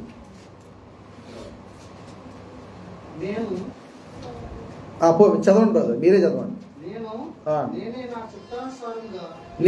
నేనే నా చిత్తానుసారముగా, నేనే నా చిత్తానుసారముగా నీ అతిక్రమములను తుడిచివేసి ఉన్నాను. నేను నీ పాపములను జ్ఞాపకం చేసుకోను. ప్రభు అన్నాడు, నేనే నా చిత్తానుసారంగా. It is God's will. Praise the Lord. మన అపరాధములు, పాపములు, ఆ యొక్క పాప దోషము, ఆ దోషకి భావన అంటారు కదా, గిల్ట్, దోషకి భావన, ఆ యొక్క మెమరీ, వీటన్నిటిని కూడా తుడిచివేయాలని ప్రభు యొక్క చిత్తమైంది. పాత నిబంధనలో ప్రభు వాగ్దానం చేస్తున్నాడు, ఎందుకంటే నేను మరలా మీ అతిక్రమములు నేను జ్ఞాపకము చేసుకున్నాను. Praise the Lord. ఇంకా మిగిలిన భాగం ఉంది, ఇంకొకసారి ఎప్పుడైనా దేవుని చిత్తం అయితే మనం చూద్దాము. కళ్ళు మూసుకుందాము, ప్రార్థనలోకి వెళ్దాము. ప్రభు ఇచ్చిన విడుదల, ప్రైజ్ లో ప్రభు ఇచ్చిన కాపుదల, ప్రభు ఇచ్చిన స్వస్థత, ప్రభు యొక్క నమ్మకత్వము, ప్రభు వాగ్దానము, ఆయన మన జీవితాల్లో ఈ గొప్ప విడుదల మనకి ఇవ్వాలని ఆయన ప్రభు కోరుకుంటున్నాడు. లేచి నిలబడదాము ప్రభు సన్నిధిలో. ఫర్గివ్నెస్ ఆఫ్ గాడ్, అది ఎంత గొప్పదో. ఒక ఆయన అన్నాడు, ఆరాధన ఎలా చేస్తారు, అంత ఆరాధన ఎలా చేస్తారు? ఎక్కువ క్షమించబడిన వాళ్ళు ఎక్కువ ఆరాధన చేస్తారు. అమ్మ దయచేసి వినండి, దయచేసి వినండి. ఎక్కువ క్షమించబడ్డారన్న వాళ్ళు ఎక్కువ ఆరాధన చేస్తారు. నేను ఎక్కువ క్షమించబడిన విషయాలు ఏమీ లేవు, నేను చిన్నప్పటి నుంచి కూడా చాలా మంచోడిని, చాలా మంచిదాన్ని, నేను చాలా అసలు దేవుని దగ్గర అక్కడ సమాధాన పడవలసిన, రాజీ పడవలసిన విషయాలు ఏవి నా దగ్గర లేవు, దేవుని దగ్గరికి క్షమాపణకి అడుగుతూ వెళ్ళాల్సిన విషయాలు కూడా ఎప్పుడూ లేవు నా జీవితంలో అన్నవాళ్ళు అసలు ప్రభుని ఆరాధన చేయలేరు. The more we are forgiven, the more we can worship.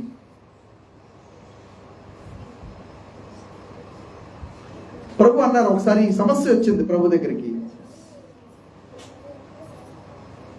ఒకడి యొక్క 100 రూపాయలు ఒక అతను క్షమించాడు, ఇంకొక అతను ఈ 1000 రూపాయలు క్షమించాడు.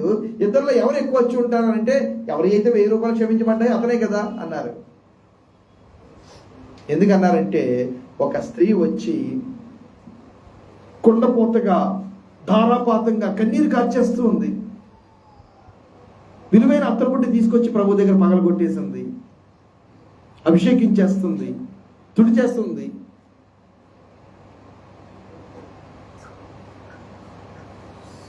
మిగతా వాళ్ళు అలా నిలబడి ఉన్నారు, చూస్తున్నారు, ప్రభుని గుర్తించలేదు, ప్రభు కొరకు కన్నీరు కారలేదు వాళ్ళకి. అప్పుడు సమస్య వచ్చింది. ఎందుకు ఇంత ఆరాధన? ఏమి కారణం ఇంత ఆరాధన ఈ స్త్రీలో కనబడడానికి? ఎంత ఇమోషన్స్ ఈ స్త్రీలో కనబడడానికి కారణం ఏంటి అని అంటే ప్రభు అంటున్నాడు, ఎవరైతే అధికంగా క్షమించబడ్డారో వాళ్ళు ఎక్కువ కృతజ్ఞత, ఎక్కువ ఆరాధన, ఎక్కువ ప్రేమ కనపరుస్తూ ఉన్నారు. Blessed are you if you are more forgiven. దేవుడు నీకు అధికమైన కృపనిచ్చి అధికమైన పాపములను క్షమించాడు, గొప్ప అపరాధాన్ని క్షమించాడు అని అంటే మనం ధన్యులము. ప్రభు మనకి గొప్ప ప్రతిఫలము, అలాగే మనకి కూడా ప్రభు పట్ల గొప్ప ఆరాధన, గొప్ప కృతజ్ఞత, గొప్ప నమ్మకత్వము మనం కలిగి ఉంటాం. రిపీటెడ్ ఆఫ్ అంటారు, మరలా నేను తప్పు చేశాను, ఎస్ మరలా you can go to God. అయితే పర్యవసానం చెప్పానుగా, ప్రతిఫలం కోల్పోతాము, సాక్షి కోల్పోతాం, ప్రభు నామం అవమానించబడుతుంది. Well done my good and faithful servant. ఈ మాట బహుశా మనం వినవేమో. అయితే ఇంకొక మాట కూడా ఉంది. ఈ 50 సంవత్సరాలు వచ్చేసినాయి అనుకుందామా, 40 సంవత్సరాలు వచ్చేసినాయి అనుకుందామా, 30 సంవత్సరాలు వచ్చేసినాయి అనుకుందామా, టైం వేస్ట్ అయిపోయింది అనుకుందామా, 60 వచ్చేసినాయి అనుకుందామా, ఈవెన్ 70 వచ్చేసింది అనుకున్నామా, పరిశుద్ధాత్మ ద్వారా ఇప్పటికైనా సరే ప్రభు కొరకు బలంగా మనం వాడబడవచ్చు. గడిచిన ఎన్ని సంవత్సరాల్లో చేయలేకపోయామో అదంతా కూడా ప్రభు మనకి రెస్టోర్ చేస్తాడు. అదంతా ప్రభు రెస్టోర్ చేస్తాడు. ఆయనకి అసాధ్యమైంది కాదు. మన సిద్ధపాటు, ఆ వెల మూల్యము మనం చెల్లించాల్సి సిద్ధంగా ఉంటే ప్రభు ఇప్పటికైనా గతం ఎలా ఉన్నప్పటికీ కూడా, గతంలో ఎంత ఫెయిల్ అయినప్పటికీ, గతం ఎంత గందరగోళంగా ఉన్నప్పటికీ, గతం ఎంత వ్యర్థమైపోయినప్పటికీ, గతంలో ఎన్ని పొరపాట్లు మనం చేసినప్పటికీ, గతంలో ఎంత కాలయాపన జరిగిపోయినప్పటికీ, గతంలో ప్రార్థించవలసినట్టుగా ప్రార్థించలేకపోయినప్పటికీ నేడు మళ్ళా ప్రభు అవకాశం ఇస్తున్నాడు. నీకు ఇష్టమైతే, నీవు చెల్లించగలిగితే, నీవు నా దగ్గర రాగలిగితే, నీవు నాకు అవకాశం ఇవ్వగలిగితే నేను మరలా చాలా గొప్పగా, చాలా మహిమతో, చాలా బలముగా, చాలా అద్భుత కార్యాలతో నేను నా కొరకు వాడుకోవడానికి నేను సిద్ధంగా ఉన్నాను ప్రభు చెప్తున్నాడు. God of many opportunities. ప్రభు దగ్గర ప్రార్థన చేద్దాము, సమాధాన పడండి. ప్రభు క్షమించాలా? ప్రభు క్షమించవలసిన విషయాలు ఉన్నాయా? ప్రభు దగ్గర మనం క్షమాపణ అడుగుదాము, ప్రభుతో సమాధాన పడదాము, ప్రభు దగ్గరికి వద్దాము, ప్రభుతో చెప్పుకుందాము. మౌనిగా ఉండొద్దు. అది శరీరములకు కుళ్ళు, ఎముకలకు క్షీణత, సోమాటిక్ డిసీజెస్, రొమటాయిడ్. రూమా అంటేనే ఆత్మ, రొమటాయిడ్ ఆర్థరైటిస్ అని అంటారు. రూమా అని అంటే అది సోల్కి సంబంధించింది, సోల్ సంబంధించింది. మానసికంగా ఆత్మలో ఎక్కడో అన్ఫర్గ్యూనెస్, ఒక బాధ, భయము, బెంగ పెట్టుకోవడం వలన, ఒక ఈర్ష్య, అసూయ పెట్టుకోవడం వలన ఎముకలు కుళ్ళిపోతూ ఉంటాయి. రుమటాయిడ్.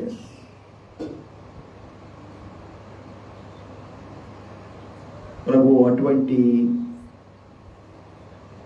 ఒక క్యాన్సర్ లాగా నిద్రాణంగా లోపల చనిపోయి ఉండిపోయిన ప్రతి ఒక్క పరిస్థితిని ప్రభు మార్చివేసి నూతనమైన జీవం ఇచ్చినగాక.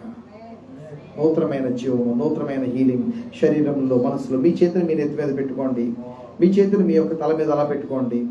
ప్రభు యొక్క కృపను అడగండి. ప్రభువా, ఆలోచనలు మొదలుకొని జ్ఞాపకాలు మొదలుకొని నీ కొరకు నూతన పరచబడి నీ కొరకు బలంగా వాడబడాలి నాయన. నీ శక్తితో వాడబడాలి. ఫర్గివ్నెస్ లో మేము నడవాలి తండ్రి. నువ్వు క్షమించావని, నువ్వు నీతిమంతులుగా చేసావని ప్రభా, నీవు గొప్పగా మమ్మల్ని ఎంచుతున్నావని ప్రభా, నీవు నీతిమంతులుగా మమ్మల్ని ఎంచడం మాత్రమే కాదు, నీ యొక్క గొప్ప వాహనాలుగా మీరు మమ్మల్ని చూస్తున్నారని ప్రభా మేము నమ్ముతున్నాము. ప్రభా, నీ కొరకు వాడబడడానికి ప్రభా ఉన్న ఇబ్బందులను కొట్టివేస్తున్నాము. ఆలోచనలు జ్ఞాపకాలు కొట్టివేస్తున్నాము, పొరపాట్లు కొట్టివేస్తున్నాము తండ్రి, తొందరపాటు నిర్ణయాలు కొట్టివేస్తున్నాము, వాటి పర్యవసానాన్ని కొట్టివేస్తున్నాము, మమ్మల్ని మేము నిందించుకునే పరిస్థితిని కొట్టివేస్తున్నాము, ఇతరుల్ని తల్లిదండ్రులను నిందించే పరిస్థితిని కొట్టివేస్తున్నాము. మా జీవితాన్ని ఎవరు పాడు చేయలేరు నాయన. నీవు ఉండగా మా జీవితాన్ని ఎవరు పాడు చేయలేదు. ఎవరి వల్ల మేము పాడైపోవు నాయన. మా జీవితాన్ని మీ చేతుల్లో మేము సమర్పిస్తున్నాము ప్రభువా. మా జీవితాన్ని నీ చేతుల్లో సమర్పిస్తున్నాము. మా పరిచర్య మిగిలిన సంవత్సరాలు మీ చేతుల్లో సమర్పిస్తున్నాము. మనుషులను నిందించడం, తల్లిదండ్రులు నిందించడం, ఇరుగు పొరుగు వారిని నిందించడం, తోబుట్టువులు నిందించడం తీసివేయండి ఆయన. ఎవరి వల్ల కాదు నాయన. మా జీవితాలు మీ చేతుల్లో ఉన్నాయి. మీ యొక్క అభిషేకము, మీ యొక్క క్షమాపణ, మీ యొక్క ఆత్మ, మీ నింపుదల, మీ వాక్యము, మీ నిరీక్షణ మేము చెబుతున్నాం తండ్రి. ప్రభా నీ నుంచి ప్రభా ఏది కూడా వేరు చేయలేదు, వాడబట్ట నుంచి ఏది కూడా వేడి చేయలేదు ప్రభా. మేము ప్రార్థన చేస్తున్నాము. ఒక్కొక్క బిడ్డని సంపూర్ణమైన నిరీక్షణ, సంపూర్ణమైన విశ్వాసంతో ప్రభా మీరు నింపండి. నీ వైపు చూస్తూ ముందుకి బలంగా ధైర్యంగా కొనసాగడానికి సహాయం చేయండి. ఏ విషయంలోనూ సాతాను యొక్క అబద్ధాలు మేము నమ్మకూడదు. సాతాను మా మీద తీసుకొచ్చే అపరాధ భావము కొట్టివేస్తున్నాం తండ్రి. నిందను తీసివేస్తున్నాం, అవమానమును తీసివేస్తున్నాం తండ్రి, అపజయ భావం తీసివేస్తున్నాం తండ్రి. ప్రభా మేము ఫెయిల్యూర్ కాదు, యేసులో మేము జయశీలురమునైనా, జయశీలుల కంటే అధికమేనైనా, యేసులో మేము జయవంతులమే, యేసులో మేము ప్రభావం కలిగిన వారమే. ప్రభువా ఎటువంటి దుఃఖాన్ని తీసివేయండి తండ్రి, అవమానమును తీసివేయండి తండ్రి. నువ్వు ఫెయిల్ అయ్యావు అన్న ప్రతి ఒక్క మాట బలం నిలిచివేస్తున్నాం తండ్రి. ప్రభా మా పరిచర్య కూడా మీ వల్ల సాధ్యము నాయన. ప్రభా మీరు మాకు ఇచ్చిన పరుగు నీ వల్ల సాధ్యము, మీరు మాకు ఇచ్చిన పని మీ వల్లే సాధ్యము. నన్ను బలపరచు వారి యందే నేను సమస్తము చేయగలను చెబుతున్నాం తండ్రి. నన్ను బలపరచు వారి యందు నేను సమస్తము చేయగలను చెబుతున్నాం నాయన. నన్ను బలపరచుగాను నేను సాతానుతో పోరాడగలను, పరిస్థితులతో పోరాడగలను, నన్ను నిందించు వారితో నేను పోరాడగలను, అపవాదితో పోరాడగలను, అవిశ్వాసం రాకుండా పోరాడగలను, నీరసం రాకుండా పోరాడగలను. ఆత్మలో నేను నీరసించిపోను, నేను ముందుకే కొనసాగుతాను. నేను ప్రభు కొరకు నేను జీవిస్తాను. సాతాను నువ్వు నన్ను మోసం చేయలేవు, నా తప్పులను నన్ను మోసం చేయలేవు. నా పొరపాట్లు కూడా అందమైన వాటిగా నా ప్రభు తీరుస్తున్నాడు. నా పొరపాట్లు కూడా అందమైన వాటిగా ప్రభు తీరుస్తున్నాడు. నా పొరపాట్లు కూడా మహిమకరంగా ప్రభు మారుస్తున్నాడు. నా జీవితాన్ని నూతనంగా సమర్పిస్తున్నాను. ప్రభు నందున్న వారి మీద ఏ శిక్షా విధి లేదు. ఇదిగో సమస్తమును నూతన పరచబడి ఉన్నవి. నూతన సృష్టిగా నేను ఉన్నాను. నా శరీరము నూతన సృష్టి, నా మనస్సు నూతన సృష్టి, నా ఆలోచనలు నూతన సృష్టి, నా యొక్క జ్ఞానము నూతన సృష్టి, నా యొక్క ఇమోషన్స్ నూతన సృష్టి. నా ఇమోషన్స్ నువ్వు ముడుతున్నావు నాయన, నీకు వందనాలు. నా ఆలోచనలు ముడుతున్నావు నాయన, నా భావోద్వేగాలు ముడుతున్నావు నాయన, నా ఉద్రేకాలు నువ్వు ముడుతున్నావు నాయన, నీకు వందనాలు. ప్రభా నీ కొరకు వాడబడిన సహాయం చేయి. ప్రభా నీకే వందనాలు, ప్రభా నీకే వందనాలు. ప్రభా we are forgiven, we are forgiven, we are forgiven. యేసు నామములో మేము ప్రభా నీ ద్వారా అంగీకరించబడిన వాళ్ళము. నీతో సంధి సమాధానము, నీతో సంధి సమాధానము. మాకు గొప్ప ధైర్యం ఉంది, మాకు గొప్ప ప్రవేశం ఉంది నాయన, మాకు గొప్ప రివార్డు ఉంది నాయన. మళ్ళీ పడిపోతామేమో అనే భయాన్ని యేసు నామములో కొట్టివేస్తున్నా, మళ్ళీ పడిపోతామేమో అనే భయాన్ని యేసు నామములో కొట్టివేస్తున్నాను. సాతాను యొక్క ప్రభా యొక్క కుట్ర కుతంత్రములు, సాతాను యొక్క యుక్తులు యేసు నామములో ప్రభా మేము బంధిస్తున్నాం. ఈ యొక్క కంచెని బిడ్డలు చుట్టూ వేయండి నాయన. వాక్యం అనే కంచె, ఆత్మ కంచె, పరిశుద్ధ ఆత్మ యొక్క ఆవరింపు, విమోచన గీతాలతో సరౌండ్ చేస్తాను నాయన. Psalms 32 మేము చదవం తండ్రి. విమోచన గీతాలతో, ఆనంద గానంతో, చిరునవ్వుతో మా జీవితాలను సరౌండ్ చేస్తున్నావు నాయన. Envelop us, O Lord, with the songs of deliverance, with songs of joy. రక్షణానందం మరలా కలుగు చేస్తానన్నావు, రక్షణానందం మరలా కలుగు చేస్తానన్నావు నాయన. రక్షణానందం మరలా కలుగు చేస్తానన్నావు, రక్షణానందం మరలా కలుగు చేస్తానన్నావు. నూతన మనస్సు, సమ్మతి కలిగిన మనస్సు, దృఢమైన మనస్సు. ప్రభా నీకే వందనాలు తెలియజేస్తున్నాం. ప్రభా నీ బిడ్డలు మీ చేతిలో సమర్పిస్తున్నాం.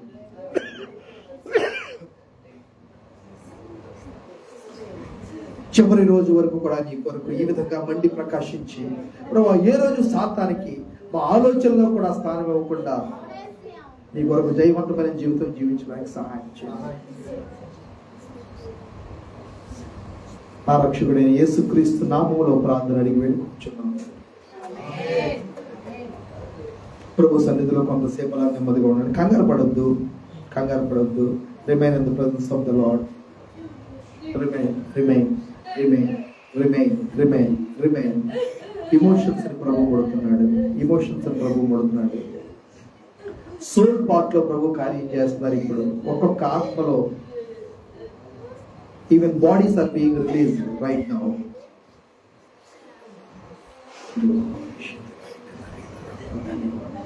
నిన్ను నువ్వు క్షమించుకోవాలి. ప్రభు మాట్లాడుతున్నారు, నిన్ను నువ్వు ముందు క్షమించుకోవాలి. You must forgive yourself. నిన్ను నువ్వు నిందించుకున్నావు, నిన్ను నువ్వు తిట్టుకున్నావు, నీ మీద నువ్వు శాపనార్థాలు పెట్టుకున్నావు. సాతాను ఆ మాటలు విన్నాడు. అయితే నిన్ను నువ్వు క్షమించుకో. నువ్వు దేవుని స్వభావంలో చేయబడ్డావు కాబట్టి దేవుని కూడా క్షమాపణ అడుగు. ప్రభు, నన్ను నేను తిట్టుకున్నాను, నా మీదకి నేనే శాపనార్థాలు పెట్టుకున్నాను, నన్ను నేనే నిందించుకున్నాను, నన్ను నేనే అవమానించుకున్నాను, నన్ను నేనే డిగ్రేడ్ చేసుకున్నాను. నన్ను క్షమించు, నన్ను క్షమించు. నా మీద నేను అనుమానపడ్డాను,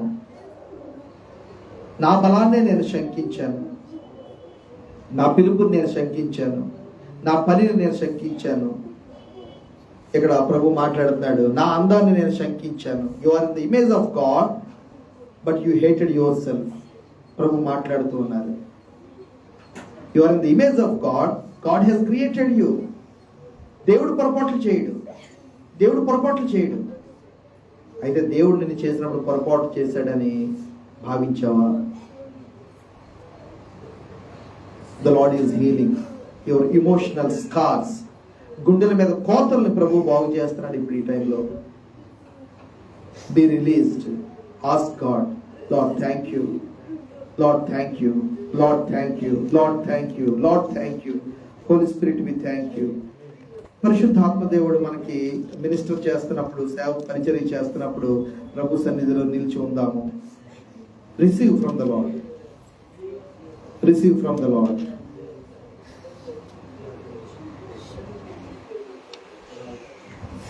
నేను పాపములో పుట్టిన వాడను, పాపములోనే నా తల్లి నన్ను గర్భమున ధరించెను. నీవు అంతరంగంలో సత్యము కోరుచున్నావు, ఆంతర్యమున నాకు జ్ఞానము తెలియజేయుదువు. నేను పవిత్రుడనగునట్లు హిస్సోపుతో నా పాపము పరిహరింపుము. హిమము కంటెను నేను తెల్లగా నుండినట్లు నీవు నన్ను కడుగుము. ఉత్సాహ సంతోషములు నాకు వినిపింపుము. అప్పుడు నీవు విరిచిన ఎముకలు హర్షించును. నా పాపములకు విముఖుడవు కమ్ము, నా దోషములన్నిటినీ తుడిచివేయము. దేవా, అందరూ చెప్దాము, దేవా నా యందు శుద్ధ హృదయము కలుగజేయము.